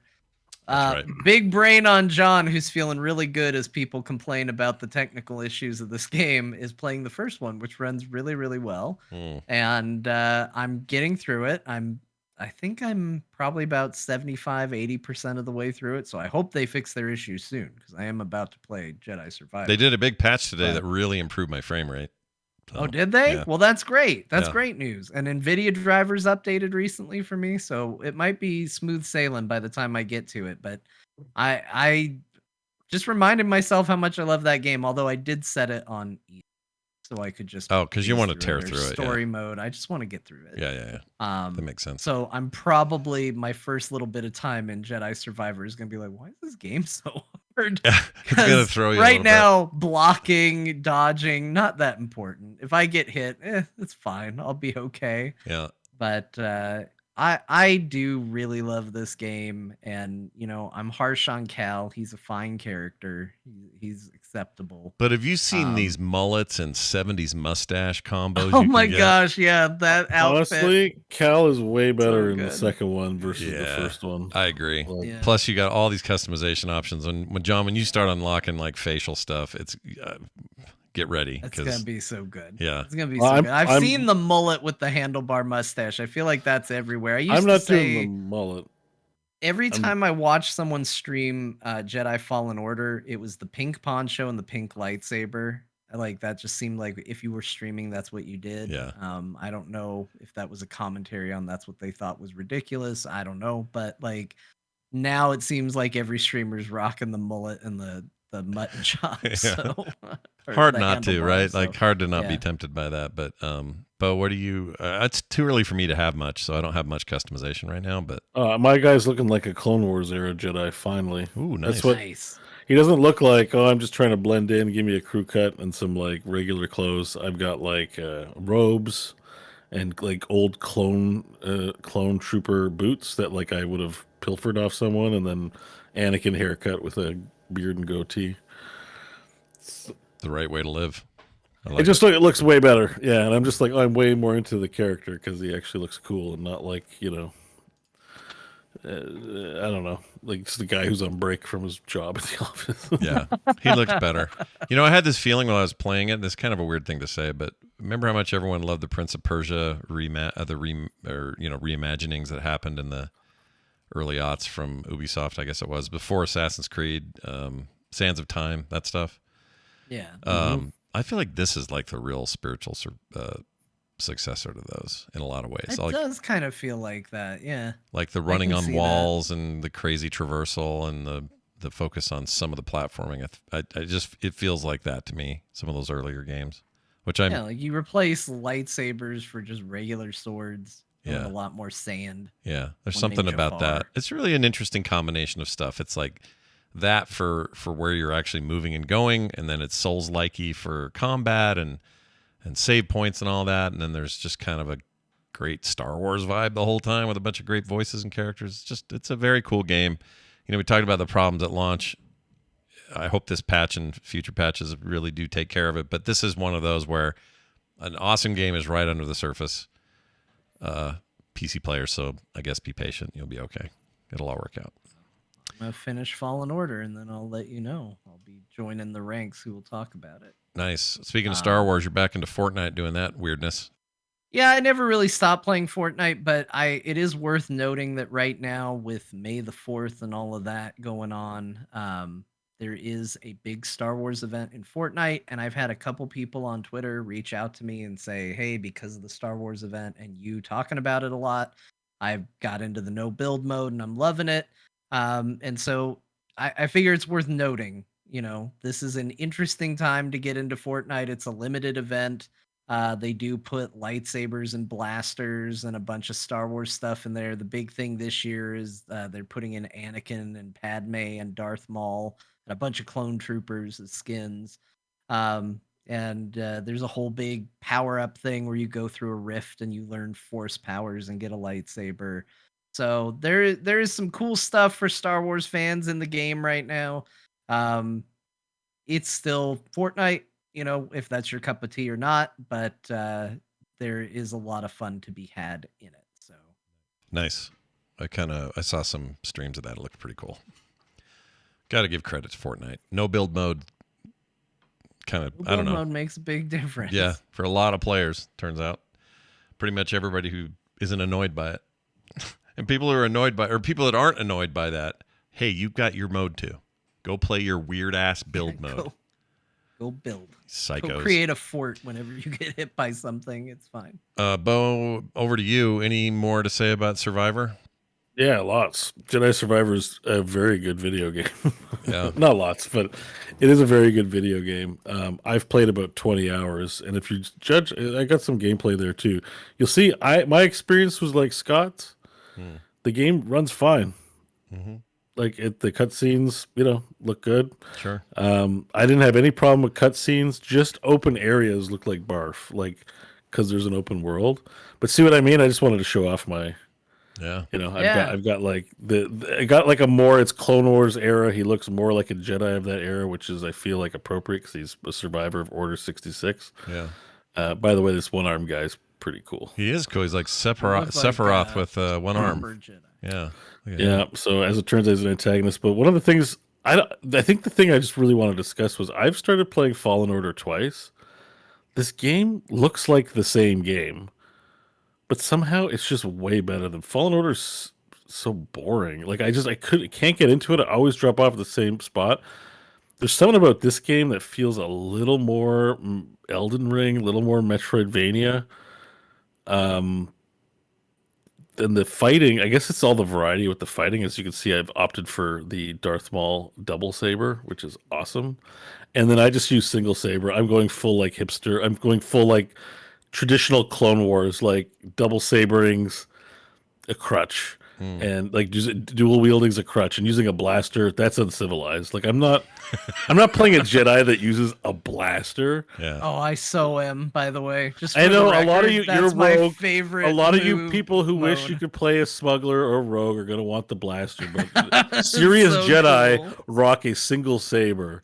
So I'm mainly playing single saber, but I bring out the Darth Maul double saber when I really need to spam. It's really good for spamming damage because it's so wild. Yeah. And the other thing that's impressive about all the fights is they have cutscenes in the middle of the fights, like you just saw there. Like this game is like a 10. Like if it weren't for the graphical issues, this game is like rock solidly good. I just finished a section because this game has set pieces that involves.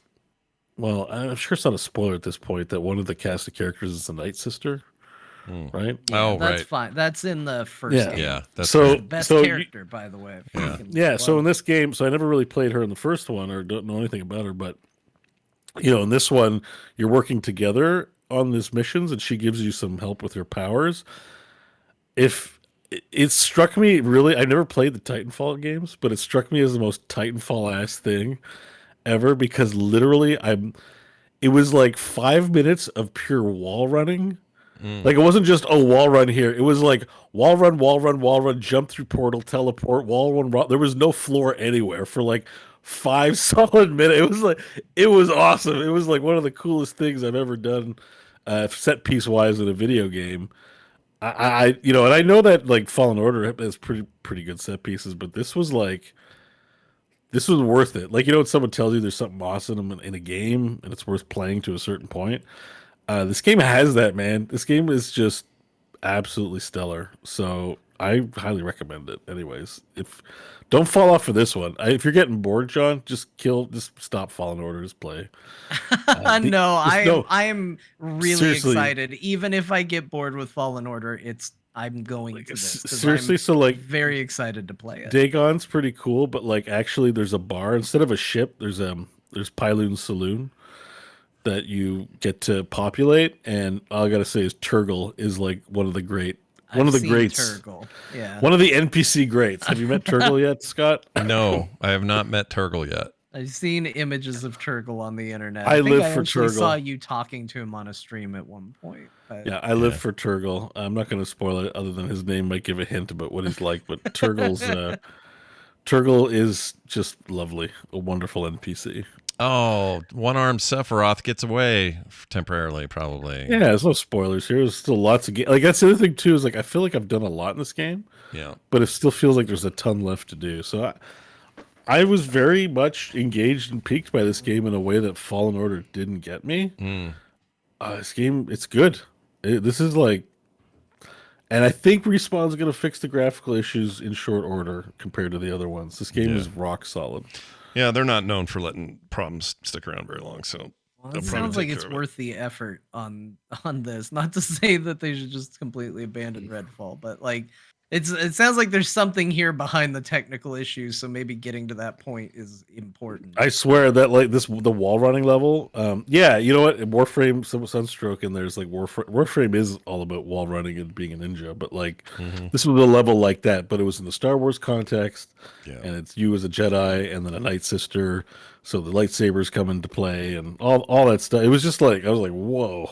You're right about the Titanfall comparison. There's a lot of moments in this game so far, and I'm not near as far as you, but I just get this feeling that Titanfall devs are like, I'm gonna put this in because I love doing that in Titanfall too. You know, so they sticking crap Great like Jedi that in there. fantasy in this one too. Like, because it's just small stuff. So you know how you can pull people in and hit them with a sword.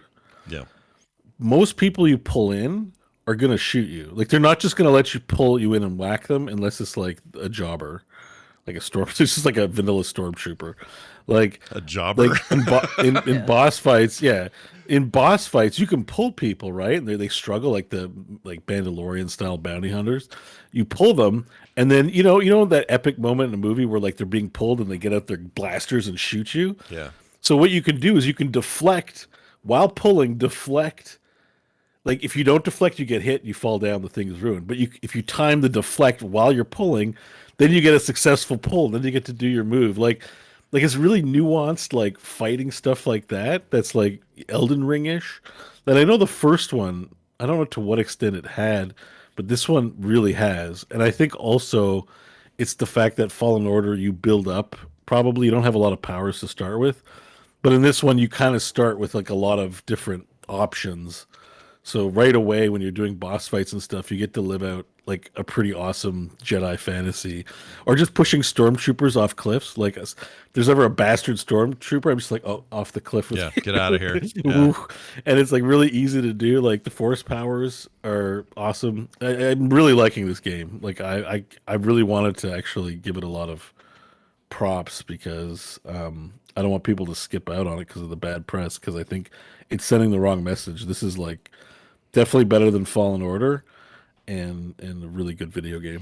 Awesome. And I see you're doing keyboard and mouse to our keyboard mouse, baby. Even though the game at the very beginning goes, we highly recommend a controller for this experience, and I thought, not Bo. Not everyone's playing. It's a Jedi master. No, see, one single-handed lightsaber, keyboard, mouse. You're a true Jedi, the truest of Jedis. Yeah. Hey, look, I'm only going to be fighting with a single-bladed lightsaber, too. I'm just not afraid to pull out a blaster and take a shot when need be. So uncivilized. Neither was Luke Skywalker, by the way. No. So uncivilized, Obi-Wan would shake his head. Although somebody pointed out to me the fact that Luke doesn't... I don't know if this is true. I might just be repeating a false fact, but somebody told me on the internet, which is known for being accurate all the time. That despite the fact that he pulls out his blaster like 100 times in Empire Strikes Back, Luke never fires it once. Yeah, it's true. Is that true? Yeah, never fires it. When he does, I'm trying to think of the part where he's like a kid that just waves it around. He's just shaking the gun in the air through the whole thing. I'm trying to think. I think it might be true. He definitely shoots a gun in A New Hope. Oh yeah, I don't think he has a gun at all in Return of the Jedi, but right. I think, but he's wagging his gun at everybody in Empire Strikes Back. I don't think he ever shoots. Yeah, I don't think he shoots anybody in that movie. Now I want to go see and confirm it. He definitely doesn't shoot anybody. I don't think he even shoots at anybody. He doesn't fire the gun. I don't think. Yeah, he just waves it. Or if he does, he aims it nowhere near anyone. All right, Bo. Anything else you played? I've tried hardcore World of Warcraft. What?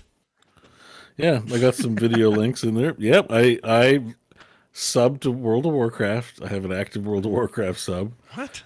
And yeah, well, a lot happens in the week. We don't talk. On. Yeah, I guess we don't. Yeah. One of the things I've been kind of watching on YouTube a lot are these hardcore WoW deaths. It's this whole thing, you know. It has been fun to watch those. And so if you look, even with the gameplay you're showing on the left, that's all the people that have died on the server.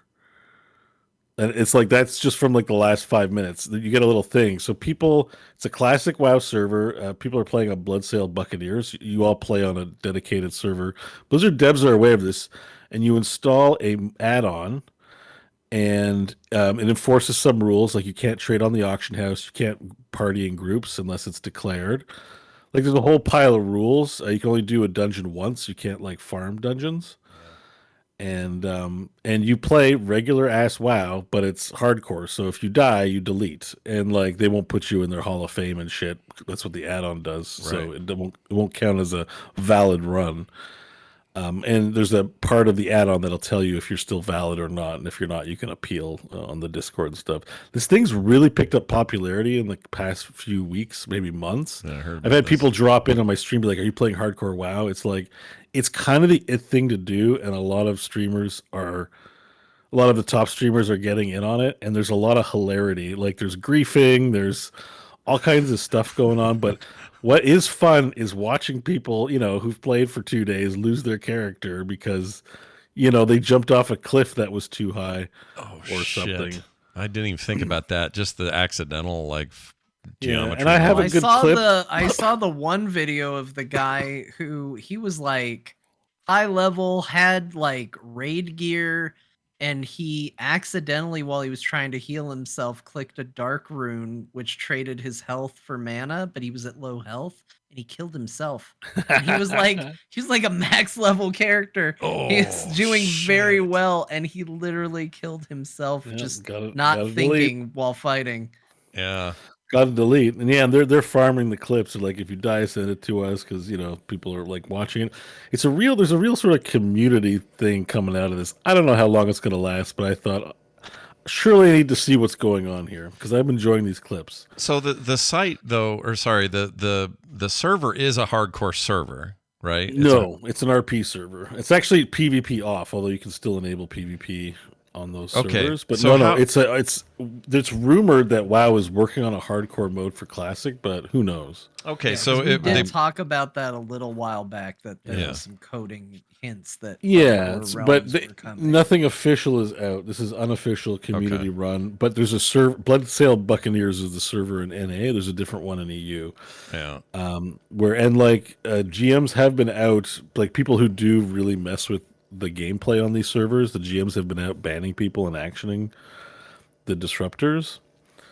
So Blizzard is aware that this is like the hardcore server, even if it's unofficial. So when and you I said, die, a lot of popularity. Like all the big WoW streamers are getting in on it. Like slowly but surely, people are trickling in to take the challenge of getting to 60 without dying. Yeah, I could see that. And WoW is way more lethal than you think it was. No, yeah. Like it's actually super especially you're playing old school WoW too, which is way more lethal. Yeah, so especially classic WoW. So let me understand this though. When you die, a hardcore character, you just have the add-on tell you you're not really dead. Yeah, the add-on is tracking your every movement. So the add-on will say, this is not a valid run. We won't add you to our leaderboards or anything. And honestly, people are kind of doing it for the meme. Like it's hilarious watching people die. Like it's kind of like Schadenfreude a little bit. Like we're just like, or Schadenfreude, whatever it is. Freude. But watching other people's misery, there's a bit of like fun in being like, oh man, that guy died. That sucks. So have you died yet in this thing? Not yet, but I've only played to like level 5. I've just been trying it out. Here's my initial impressions. Old school WoW, a little on the boring side, I gotta say. Yeah, this is why I have a problem with Classic. I can't play Classic. I was like, oh, maybe this isn't going to be as fun of the thing as I thought it was. I wish I liked it. Maybe just watching the videos is fun, but I don't know if I'm actually going to have the patience. To play super carefully in addition to just killing boars or furlbogs or whatever. Yeah. So but I like hardcore modes. I may just save it for Diablo 4. But I've certainly been getting a lot of enjoyment watching all the fail videos coming out of this, and it kind of piqued my interest. Does anyone do run dungeons together and die in those and all that? Or yeah. Oh yeah. You can run dungeons, but you only run them once. Okay. And you can run them with strangers, but you only get like one shot at each dungeon. Oh, and like there are other achievements you can go for too. Like one of them is get to level 60 without taking a single point of damage. Wow. Like there's different kind of run types you can do in the add-on. There's like 50 of them. There's all sorts of stuff like that. But yeah, no, there's a ton of fail compilation videos going out now because this is becoming a thing, and they're hilarious to watch. And there's even one, I've got one linked here below. It's from Summit Stream. I put it in our Discord, but I don't know if you saw it yet. Sometimes you don't see things. Yeah, I missed You should watch this one. Okay. It's short. It's like 30 seconds. But basically what you can do is you can go on the opposite faction and dress up as an NPC. And people might accidentally click you enabling PvP, and then you get out and gank someone. And it's hardcore, so they have to end their run. Like it's griefing, but it's low level griefing, and it's kind of hilarious. Oh my gosh. Okay, I'm very curious about this, not from a player standpoint. I do not want to play this. This sounds awful. So yeah, watch that guy, that troll there. That's a player. And okay. And then now another dwarf there just hit him, and see another dwarf came out. They're going to gank. Oh, he's gonna die. Oh, how much time did it take? It's like level 5. It's like it's an hour of gameplay, like whatever. But see now, one of them's gonna stealth, and the other one's gonna dance and look like there's in the dwarf area in the valley. There is a troll cave, so all the NPCs look like trolls. And so these two players have dressed up as the NPCs and are just like baiting players into losing their hardcore characters. Because that's what it's not just. Anyways, WoW has long been known for its griefing and bullshit, and this is actually kind of hilarious. I'm going to relaunch. I'm relaunching. I'd like to make an announcement. I'm relaunching the instance, and it will only cover this shit. That's how this is going to go. That's so great, dude. I love that. I love that you're hardcore WoW. See, I think the thing is, hardcore WoW clips are great because when people die, they're kind of shattered. You know what I mean? Right. Like it's kind of, they've been playing for 5 days and they got to level 50, and they either did something boneheaded, they just got bad luck. Yeah.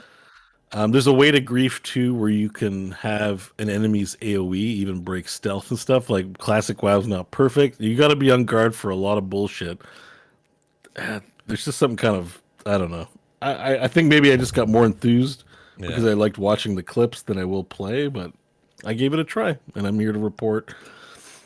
Killing boars isn't that much fun in 2023. No, no, it's not. I don't like classic, but this is very entertaining.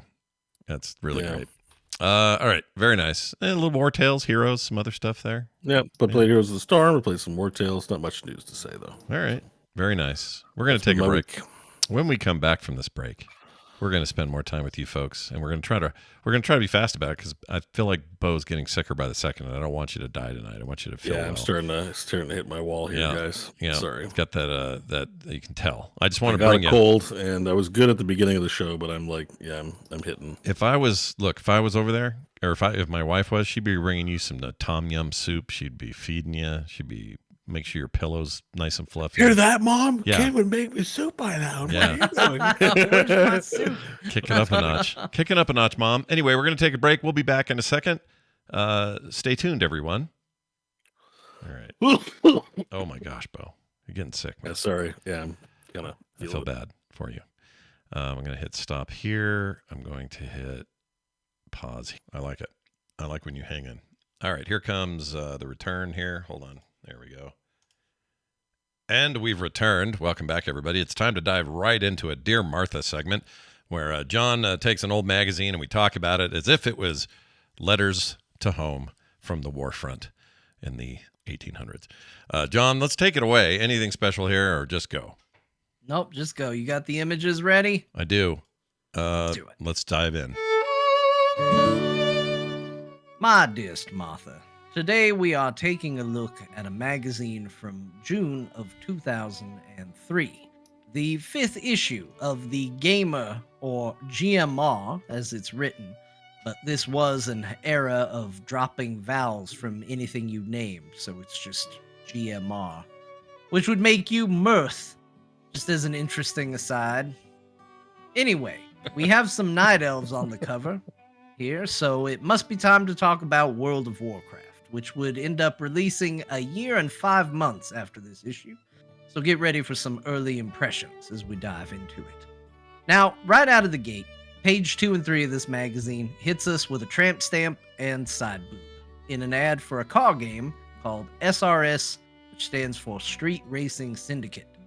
So between WoW looming in the horizon and surprise side boob, I think we all know the era of gaming we're dealing with. Yes?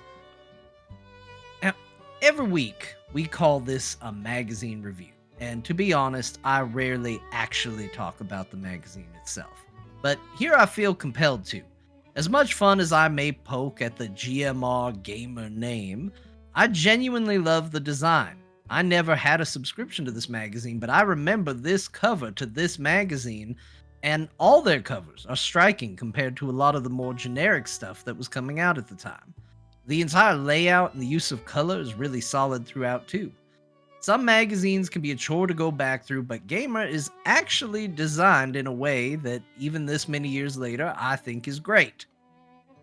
I do always think it's interesting to see what games were being reviewed in magazines. And so I'll say that this month, IL-2 Sturmovik Forgotten Battles got the highest score with a 9 out of 10, which honestly bugs me just a little bit because I'm not into World War II airplane games, and apparently this game was very popular, and it was all anybody ever wanted to talk about was how great this game was, but it was definitely not for me. But oh look, it's IL-2 Sturmovik again. Here's more of it. Yeah. I certainly prefer a few other games that didn't do quite so well that were also reviewed in this issue. Burnout 2, Midnight Club 2, Castlevania Aria of Sorrow, just to name a few. Where we will agree, though, is that the worst reviewed game was Masters of Orion 3, which got a 1 out of 10, and possibly the funniest tagline of a review I've seen in a long while, which is, yes, that is a screenshot, as the review highlights an image of nothing, blackness with a UI under it. Now, Martha, I did play this game back in the day, and I can confirm it was terrible. Maybe worse than Redfall. Anyway, this week's ad is not the side boob ad, although that was a top contender. Instead, it's for PlanetSide. Yeah! And that's just for the sake of anyone who might hear my words and feel a pang of nostalgia for good old PlanetSide. Until we do this dance again, I remain yours in time, S. Beckett 03. Oh man, whoops. Hold on, my music. Oh man, PlanetSide. Just hearing it made PlanetSide. Oh, Yeah. thank you, John. It made you tingle, didn't it? It had a little tingle.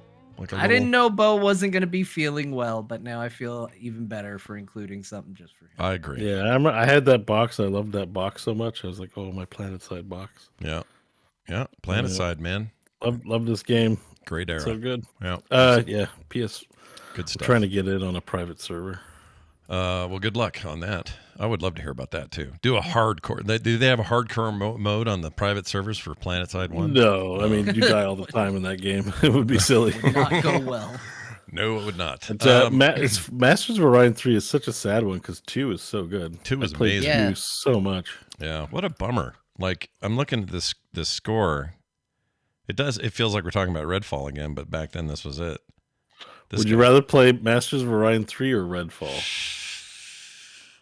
Probably Redfall. Probably Masters of Redfall. Orion 3 is really bad. You guys. Yeah.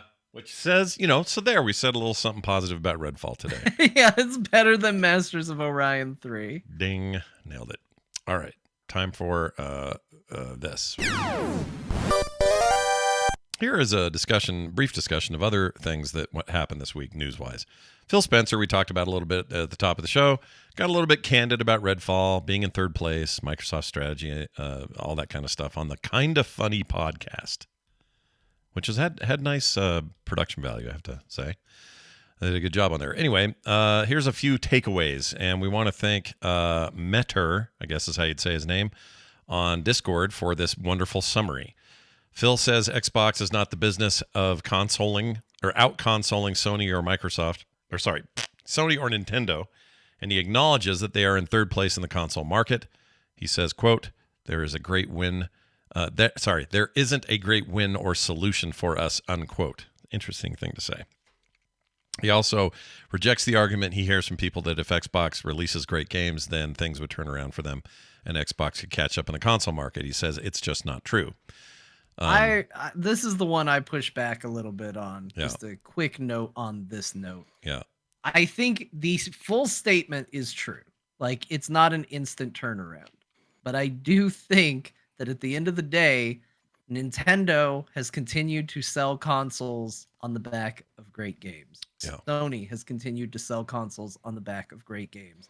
Microsoft, I love the Xbox Series X. I do. I think it's a good console, Yeah. but doesn't have the great games to recommend it. It has a great service to recommend. And if they change that to where you could sell both the service and the great games, I think it would move more consoles. I agree. So I kind of disagree with Phil. They had a really good last year was a really good holiday for them. And they made some ground up during that time. And I think that they could, I agree with you. I think it's a weird thing to say. It's just not true that great games would get us there. Great games is everything. That's everything.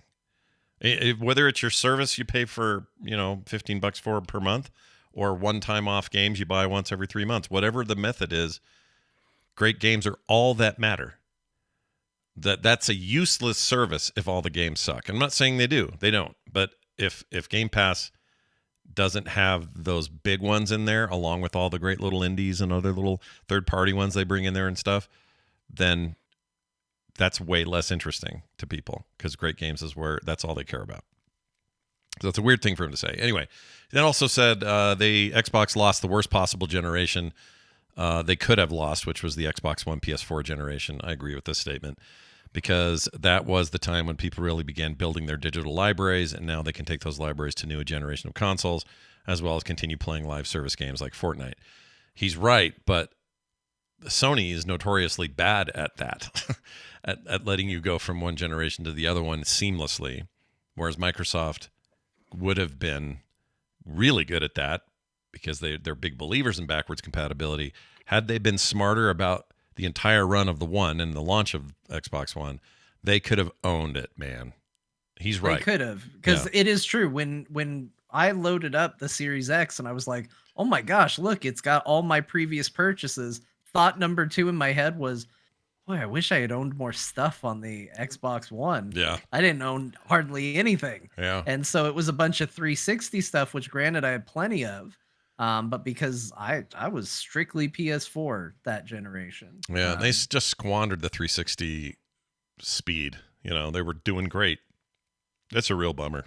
Xbox One's a real dark mark for them. Phil adds, I see a lot of pundits out there who they're that kind of want to go back to the time where we had cartridges and discs, and every new generation was a clean slate, and you could just switch the whole console share. That's not the world we're living in today. There's no world where Starfield is an 11 out of 10 and people start selling their PS5s as a result. He's right about that, I think. That's true, but there is a world where Starfield is an 11 out of 10, and Starfield 2 is announced for the next Xbox, and people use that as a metric to help decide that the next Xbox is the console they get. Yeah, look at God of War, the rethinking of God of War.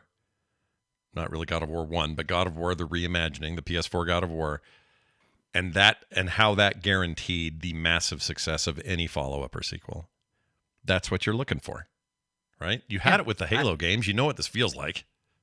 Again, I don't disagree with what he's saying, but I do somewhat disagree with the conclusion he's drawing, because when it came time to decide this console generation, which console I was going to get, while I ended up deciding the Xbox, mostly for family reasons, one of the biggest pushes to the PS5 was the fact that, I'm going to want to play that follow-up to God of War. I'm going to want to play Final Fantasy. Maybe that, and this is where there is an element of, and this is what he's getting at, I've bought all these games on the PS4, so that was there as a bonus too.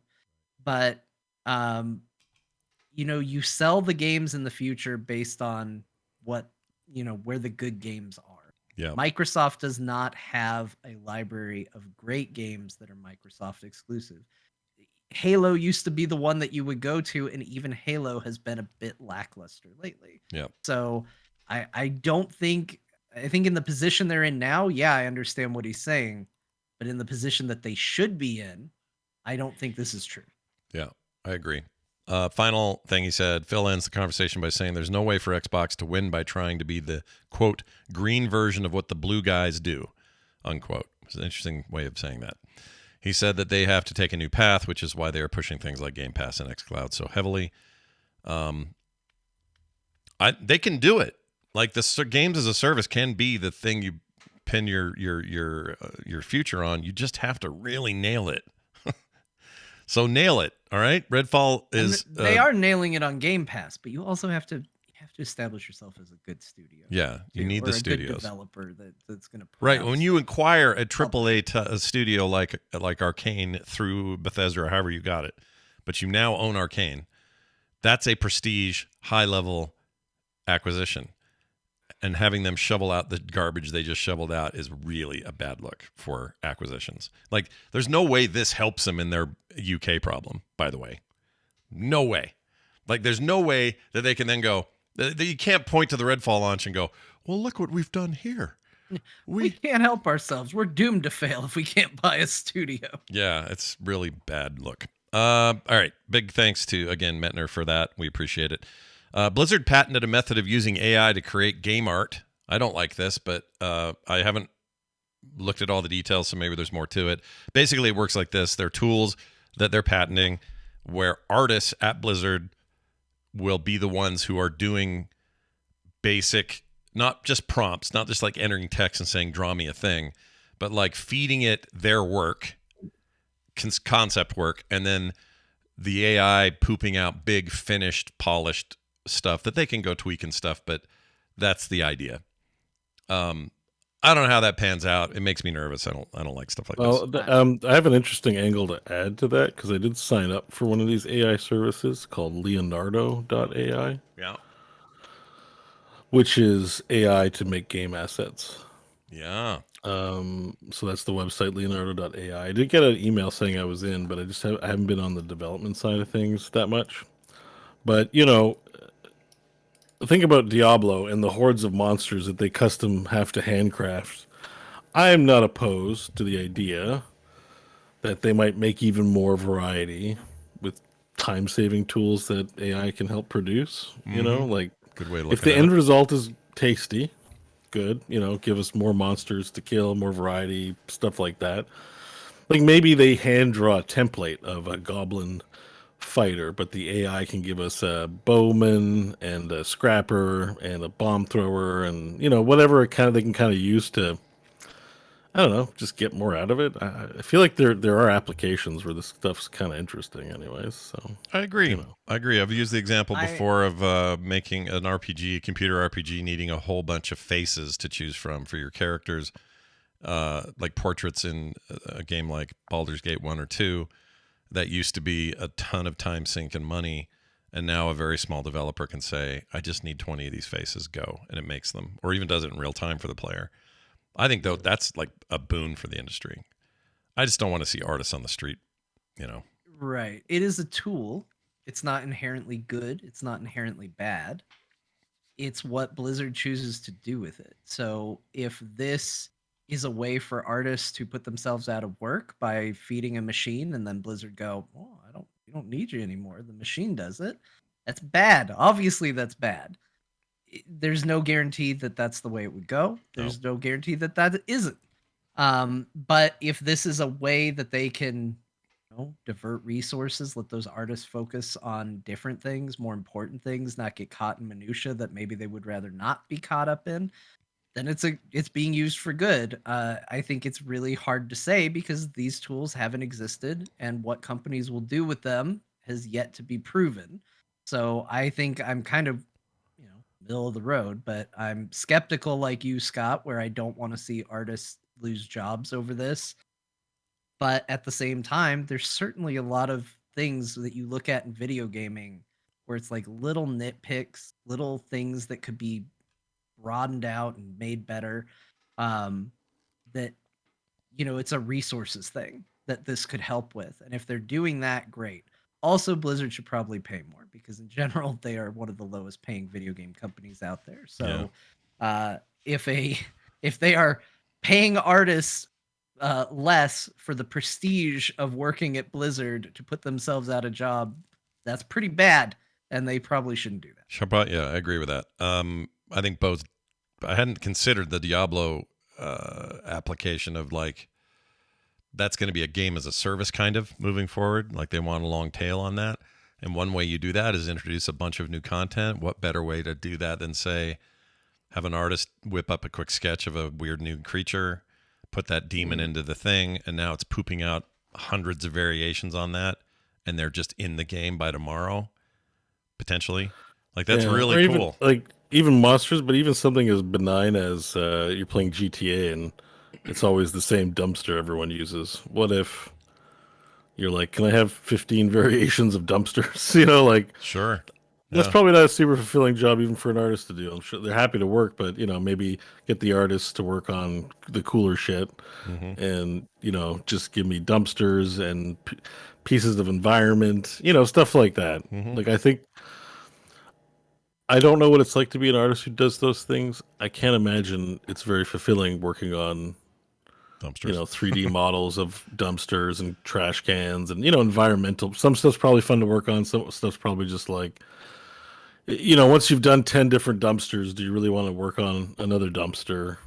Right. I don't know. Something like that. Yeah. That's sort of where my mind goes to. It's like there's probably a lot of laborious stuff that isn't very fulfilling that games require. As you think of art, you think of, oh, Thrall looks badass, but you don't think of, is his toilet or something. Well, I don't know. By the way, speaking of toilets, Jedi Survivor, I think has the first Star Wars toilet Oh, look what? at that. Really? in canon. Does that have There's a 3 bathroom. seashells? Huh. There's a bathroom. It looks kind of comfy. I mean, it's in a dingy saloon, so it looks dirty. Yeah. It has 2 bowls. Yeah, it's definitely Star Wars looking toilet. Why has it got 2 bowls? Hold on. Is it like an alien that has 2? You don't really use it. You can do a force pull and get a treasure out of it, which is how you interact with it. But apart from that, Oh. but there's a Star Wars toilet in there. According to here it is. Kotaku's got a picture of it. I'll put it up. They say that this is okay. Star Wars Jedi Survivor might include the first canonical toilet in a Star Wars game. I don't know, chat's pushing back. They're saying Mandalorian has the first toilet in Star Wars. Well, Star Wars, but in a game. So this is saying game, but in Star Wars, all over. Yeah. But see how it has 2 bowls, Yeah, it's weird. and it's kind of upright. Like, how do you sit in that? I don't know, dude. I ain't using that thing. Forget it. It's nice to know the future's got all kinds of dumb shit written on the wall, and there's poo on the floor. That's great. That's not the future. That's in the past, a long, long time ago in a galaxy far away. Yeah. What am I saying? All right. Nicely done. But anyways, no one wants to make like another port, like a traditional toilet. If you've done a few toilets, like every game has a bathroom. Yeah. Maybe a computer can make the toilet. Like that seems fine. I agree. Final Fantasy 16. Sorry, let's not get ahead of ourselves. Final Fantasy 16 has been banned in Saudi Arabia. That's just the thing I wanted to say for John, because he likes those games. Good. Don't give it to him. Don't give it to him. They got problems over there. The government, we mean. We don't want the players to suffer, all right? But the Saudi spend government. the time they'd be playing Final Fantasy 16, figuring out a way to more accepting of the content within Final Fantasy. Yeah, that would be great. I think that's why they're banning it, though. It's all about. Like, it is. The rumor is that it's because there's some stuff that they deem inappropriate in there, over in that country. Which hey, I'm not in charge of Saudi Arabia, but over here it's fine. And it always used to bug me as a kid when I found out Nintendo games got changed when they came to America. Yeah. I was like, why? Don't change it. Just give me the game. I just want the game. Yep. Give me the game. I don't like changing games to other people's sensibilities. I kind of say make what you want to make, what represents you, and let people accept it or be mad about it or whatever. Let them feel how they're going to feel, and judge it on its own merits. That's kind of how I feel. I feel that way about all content. Books, I don't care. Whatever, art. Just freaking don't ban shit. Banning shit is bad. Don't be doing that. All right, let's move on. You know what? I guess I'm saying ban the banners. That is what I'm saying. No banners anywhere. Yeah. No one will know where the event's taking place. Yeah, but think of all the pop-up ads we'd get rid of. That'd be great. Yeah. All right. That's it. This Discord thing's not worth talking about yet. Basically, pretty soon you're going to be changing your Discord name to something permanent and public. Not public, but unique. So right now it's my name is Frogpants, hashtag and a number. John's is John _ or whatever yours is. I don't know. It's just John Jagger. Yeah, but it's got a number on there, and the reason they do that is the way that Battle.net works, where there can be many GURPS. There can be many Scott Johnsons. There can be many John Jaggers. But that hashtag's what makes you unique. And it doesn't show up when you're typing things, but it's there. and they're changing that, and I have a theory about it, but it's all a little too early to say. But I think what they're going to do is we're all going to lock in on whatever our final name is going to be, and then it will be like a Twitter name or something else where it's kind of a permanent name, easier to share with people and say, oh, I'm such and such on Discord. They find you very quickly. And I think it might mean that they maybe have some sort of public hose Twittery. Oh, tinfoil hat. Let's get it out. Where's the Yeah, time to put it on yourself there, Scott. Yeah, let me pull this one up. It's not a bad prediction, though. I never thought of that because it was like, oh, yeah, they're going this route. Yeah. But I didn't really, like, currently, why would you search it except just to be able to DM somebody? Like, obviously, that would be harassing for people who maybe are public but don't need everyone on their friend list on Discord kind of thing. Right. You know what I mean? Right. But if it's like it seems to me you're suggesting a Twitter alternative. That's what it sounds like to me. Like they'll have Discord, the app, but then also they're working on the tech. I mean, how hard can it be? They do it in a weekend. They can do it in a weekend because that's all any programming takes is. No, I'm not doing the weekend, but you know, they why not? Discord's already well used, and maybe that's the kind of revenue stream and attention Discord would appreciate. Yeah. Just make a tab. You'd have a public tab of some sort, and on there you'd have replies and posts and whatever. There's so many people on there, so then you could just log in. You could have a web base. Like you have your Twitter. What would you call it? Your Vent app, your Ventrilo app. Yeah. Like Discord Ventrilo, and then Discord Twitter or whatever. Like you could break them out. I'm guessing they'll have it all integrated, but it could be. But something like this, something that's public. That's like here are my posts. Yep. And links and videos. And this is the funny thing. This is where I don't feel bad for Elon Musk. This isn't that. But it is kind of hilarious because definitely don't. Everything does have a like this. I even broke down and bought Discord Nitro. I did too. I wanted to upload. What did you want to do? I needed to upload. You can't only upload certain amount of file size, and I've been uploading large things. And Scott's like, I'm too lazy to figure out how to coordinate Dropbox. It's like, I'm just like, whatever. Let me pay the $10 and get it onto Discord. I did the same thing. I like Nitro. It's only $9. It's not bad. And well, I gotta say, it does fun things. It makes your Discord colorful, which is it's better than it sounds. It actually kind of makes it rainbowy. It gives you nice color options. Yeah. You can put an animated background and an animated profile avatar. There's lots of little things, and it made me realize I'm like, they're just going about Twitter Blue all wrong. Like, I think they could probably actually make a sub fee for Twitter and just sell people on it the right way instead of how they're going about it. No, 100%. There's things that you would find valuable about it. Like, it's mismanaged. Like, the problem, it sort of clicked me. Like, the problem with Twitter is not that they're charging. Like, YouTube, I pay YouTube. Yeah. I pay for Discord now. I'm like, what am I not paying for their service as an internet terminally online person? I'm like, why wouldn't I pay for Twitter? It's because you pay for things that give you value. There's nothing about Twitter Blue and its features that is valuable to me. Now, I'm not saying nobody's going to like. Some people love the 5,000 or 10,000 character limit they get, which is a nightmare. They love a bunch of things about it. I can't find one thing on that list I care about, and that includes it's negative value because people are going to be like, "Ooh, check mark!" Like literally under every check mark post, people just spam like, this guy paid for Twitter Blue, or it's a whole political issue. Yeah, it's a scarlet letter. Like, it sucks. It just goes to show you, like, ego and selfishness can ruin something because it really is like his private Reddit. So like, please, Discord, make a Twitter alternative. I'll go there and I'll pay the sub fee. Yeah, and I'll pay the sub fee. I already am. I don't even have it yet, and I'm paying for it. I'm just laughing because I'm like, I'm like, it's like, how did he mess Twitter up so bad where I can like pay for YouTube and pay for Discord, and I don't love it, but I'm okay. Like, I'm getting value, like John said, and Twitter it just seems like, it just seems so bad. You know? And don't send us emails going, no, it's all part of the plan, man.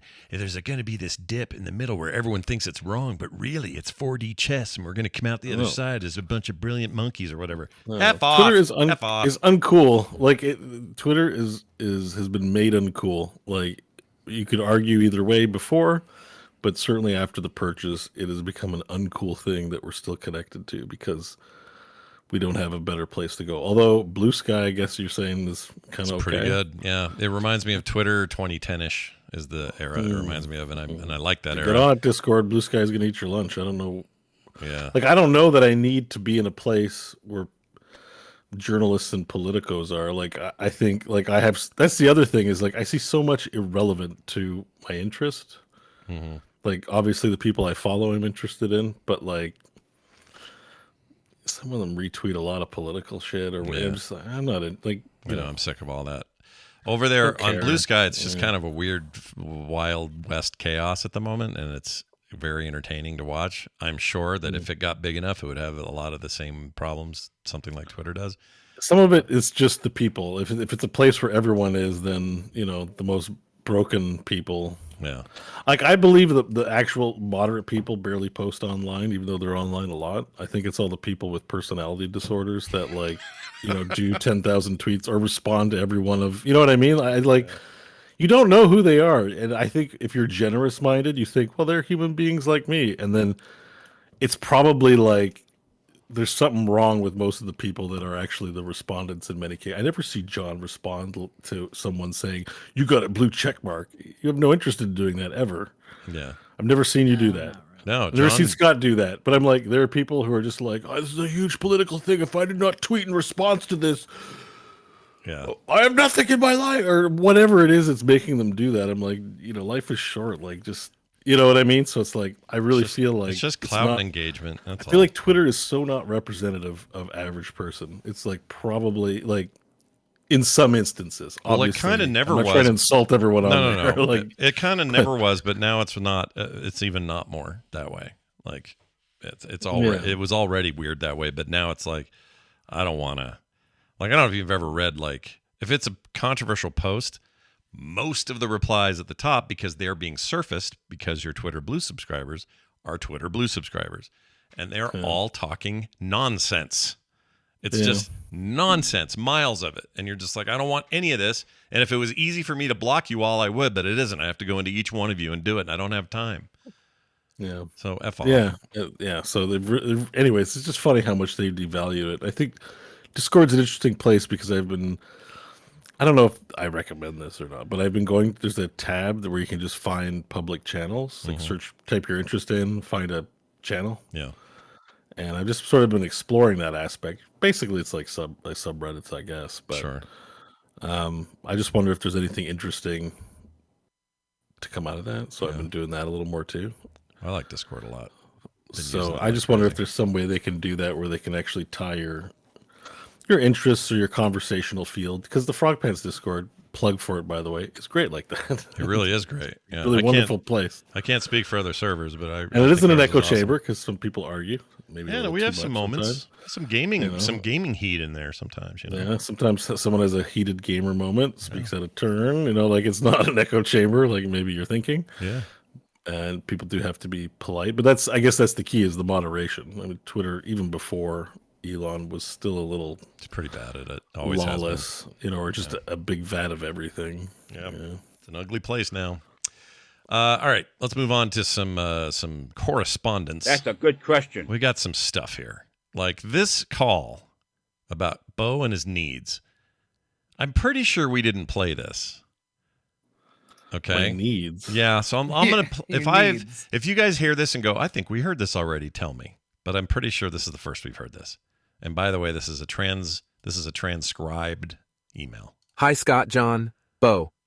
Firstly, thank you for years of amazing entertainment. From HOTS to Super Lake Run and everything in between, I always look forward to streaming the pre-show, show, and anything else you throw my way.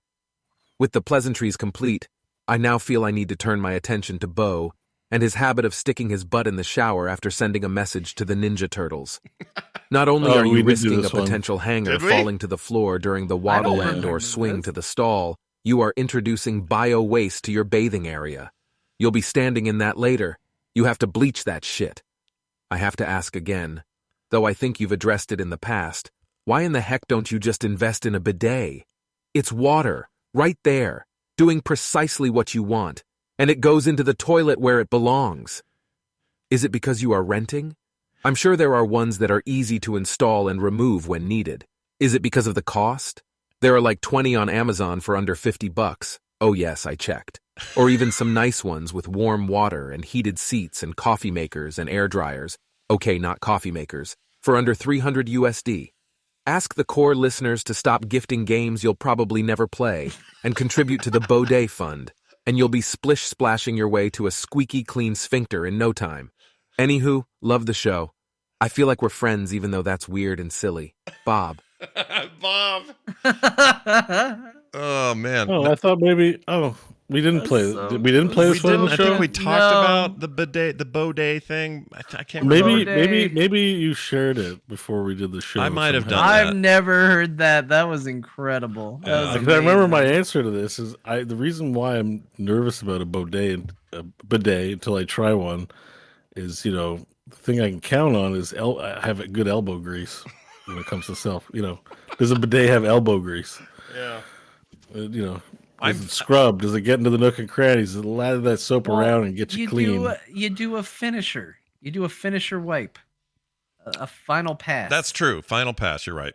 If you have a bidet, you do all the cleaning, and Do a then final pass. if it has a drying mechanism, sometimes that's all you need. But if it doesn't have the drying one, you just do a final little little cleanup there, and you're done. Okay.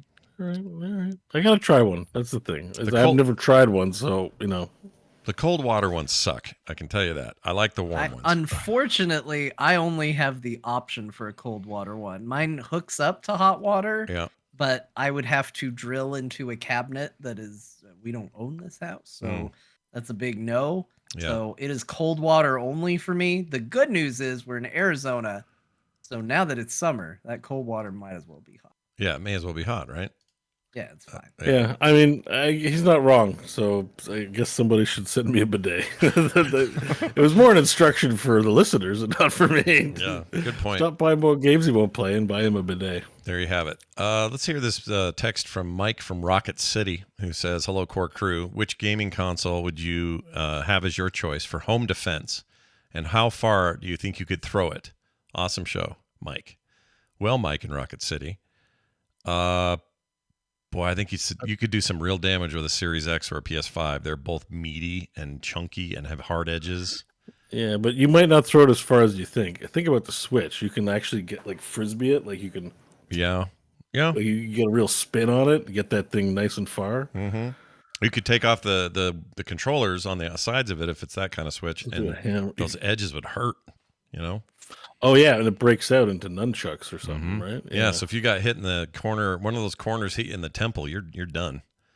But you'd have to throw it pretty hard. They just came out with a notice that the Ukrainian army is using the Steam Deck to control weaponry. Oh, no way. Really? Maybe I can use the Steam Deck for that. Yeah, I saw that article. I'm like, I don't know if that was for the show, but it is a use of the Steam Deck. Yeah. Wow. So home Wow. defense with the Steam Deck sounds pretty good. I'm not throwing it, but Right. you hook it up to an automated weapon system, and I guess the Steam Deck's the choice then, right? If I can hook it. But I am assuming he means wield it as a weapon. Yeah, and not as weapon wielding. And the Steam Deck is a heavy. Steam Deck's a heavy.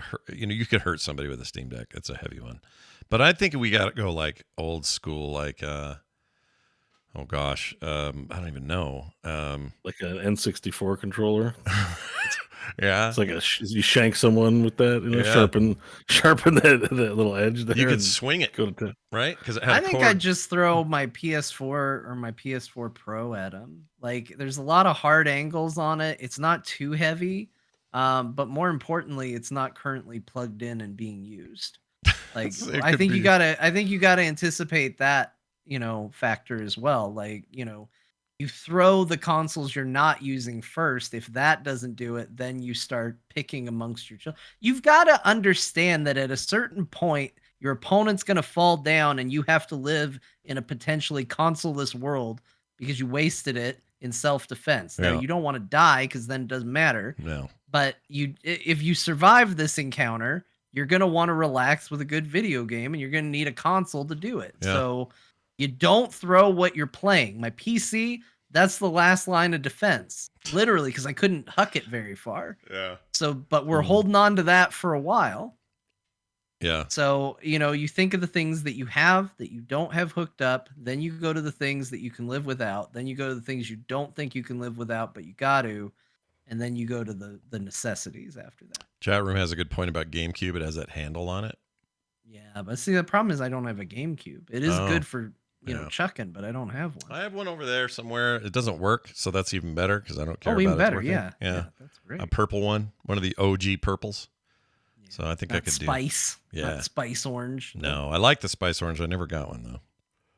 I never had that back display. I wanted that attached and let you play games on it. It was like a tiny monitor. I loved that. GameCube was cool, man. I don't care what anyone says. I love the game. It was some third place shit that year, or that gen, but I liked it. Okay. Thanks everybody for your messages. Those texts came to us at 801-471-0462. Same with the voicemail. And you can always send us emails if you'd like, which is talktothecore@gmail.com. Please join us on our Patreon. Oh, guess who forgot to check new names on Patreon? We got any new names this week? I bet we did. I just forgot to do it. I'm going to do it right now in real time, and it's going to blow your minds how good I am at this. Nope, that won't blow your mind at all because that's slow. Okay, here we go. Nope, got to log in there. Need the password. Where's my manager? Okay, great. Here we go. The new page is looking real sexy, though, Scott. I know, right? Damn. I decided to add a little color to our lives, and I don't know, make things look a little brighter. Okay, so here we go. I guess I have to look at last week who we ended on. So last week we went all the way up to Chris Schultz. He was our last from last week. So this week we start at Chris Schultz and we work our way up. Oh my gosh. Can this be right? This can't be right. Hold on a second, you guys. Can we get this many people? I mean, I think so. Like, you guys great. listening, I just want to give every one of you a hug because the amount of love that you've been pouring out week over week is overwhelming. Like, it's kind of insane. I'm very happy. Like, I'm serious. I talked about it pre-show, not on the show, but we're getting real close to a point where you can have more bow in your life. And it's thanks to the people on Core, most of all, providing support for the show. So please keep it coming. Yeah, so we can play Dungeons and Dragons together. Please do. There's so much stuff we could do. Okay, you guys are going to be blown On away by my this. side, you helped support a little baby that sprayed me with a bidet earlier. Oh, good. Oh my gosh. Keep that really? up. That's Yeah, look at this list. Goodness. Durog, Michael, Liquid Wrench, Gordon, Logan, Ulf, Linda, Zach and Neil, Kyle, Kevin, Stephen, Tim, Micah, Kurt, Stefan, Ben, Rasmus, Scotty, Crap. Caleb, Rob Dog, Sean Francis, Phil, Welch, Jason Why are LeQuire. some people getting their I don't last know. names read and I don't know others why I'm aren't? doing that. It's hard for me to read them. Bika, You should at Bika? least give the last initial. I know Kyle and Tim have real unique names, but they might like at least the last initial read so they know that it's them. That's a fair point. Kyle R. I'll just say his whole name. Kyle Rice. Who was the other guy? Kevin Harris. Tim Harrop. Go back up here. Bika. Liquid Smoke 2517. And Lucas McCoy. Good Lord! We just did a There's a show lot. Friday. Was That's so good. You guys Thank are you. awesome. My gosh. I mean, really, for real. You think we were kidding, but like we want to expand what we do with Core. The quicker we get there, the more stuff we can do, and you guys are just amazing. I can't say enough about you. If you would like to be one of these wonderful human beings, and all of our past membership folks, go to patreon.com/core show. One of the things I wanted to mention, which I didn't make very clear in the past, the way the YouTube archives work now is when the show's over, the current live stream that's watching now, that's been here since pre-show all the way through the break and all the way to the end, and any post-show we do, they've all seen it, but that stuff ends up in audio form for the podcast folks on the Patreon, and then the video archive doesn't get deleted. It gets put in private mode, basically, and all of you as patrons, you get the access to that link exclusively. No one else gets it publicly. So it's like a nice new thing we're doing. So if you're a patron, you get all that. You never get ads or commercials. You get pre-show and post-show content every week. Art in the mail.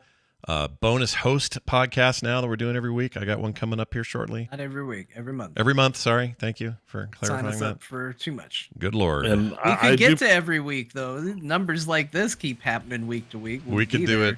Hell, Dude. you may get a piece of content And every just day. as a little thing too, not that it's official yet or anything, but I do plan to make good. I want to have a VR chat party or some sort of online thing that we can kind of do Yeah, I would love that. online as well. And yeah, We should do that soon. just because we got the 2D version of VR chat for all those who don't have headsets yet. For those of us with headsets, we can be walking around in there. It might be worth mentioning, D4's coming out. There'll be war bands or clans in there. We'll probably try and get something for those playing D4 into the... Hell yeah. Sort something out with the clan in there, too. More core is the bottom line. More core in some form or another. Anyway, thank you all so much. It means a lot to us. Frogpants.com/core for everything else. One other note, the Kickstarter for my card game is still going strong. We just broke through the 3rd stretch goal today. So if you are curious at all about my game Dungeon Murder, go to dungeonmurder.com. It will take you straight to the Kickstarter and find out if that thing's for you. I would love it if a bunch of you got to play it. I'm very proud of it. And more on that front coming soon. Okay, time to hand the microphone to Grandma and let her tell everybody what we played today. Grandma, take it away. Oh, that's right. I can't check out yet. I got more to do. Grandma, you got lots of life left. Don't say that. All right, well... Scott and John are sad they did, but they did play Redfall, so that got talked about. And if we didn't sell you on it, I don't know what will. Scott played Circus Electric and Helltaker and Accelerate to the Tropics because apparently he's just in the mood for funky titles this week. John played WWE 2K23, sorta. He played Star Wars Jedi Fallen Order because why play a current game when you can play an old game? And he's continuing to play Fortnite and tell you about it, I guess. Bo played the more modern Jedi Survivor, and he's playing WoW, which really stunned Scott into silence. So if you missed that part where Scott was quiet, it was because Bo was playing WoW. He's also playing Heroes and War Tales and etc., whatever the hell that means. But good on him for playing etc. We look forward to checking that out in our own Steam libraries. Yeah, he'll be streaming that soon. Etc. is Latin, Grandma. Jeez. Oh, shit. Well, you should know. You lived long enough to have Latin. Yeah, duh. In your world. Well, that sounds great, Grandma. Thanks for your good work. You will live forever. And we'll be back with more next time right here on Core. Between now and then, we hope you have a fantastic week. Take care of each other. Enjoy your early summer, late spring. And we'll see you next time.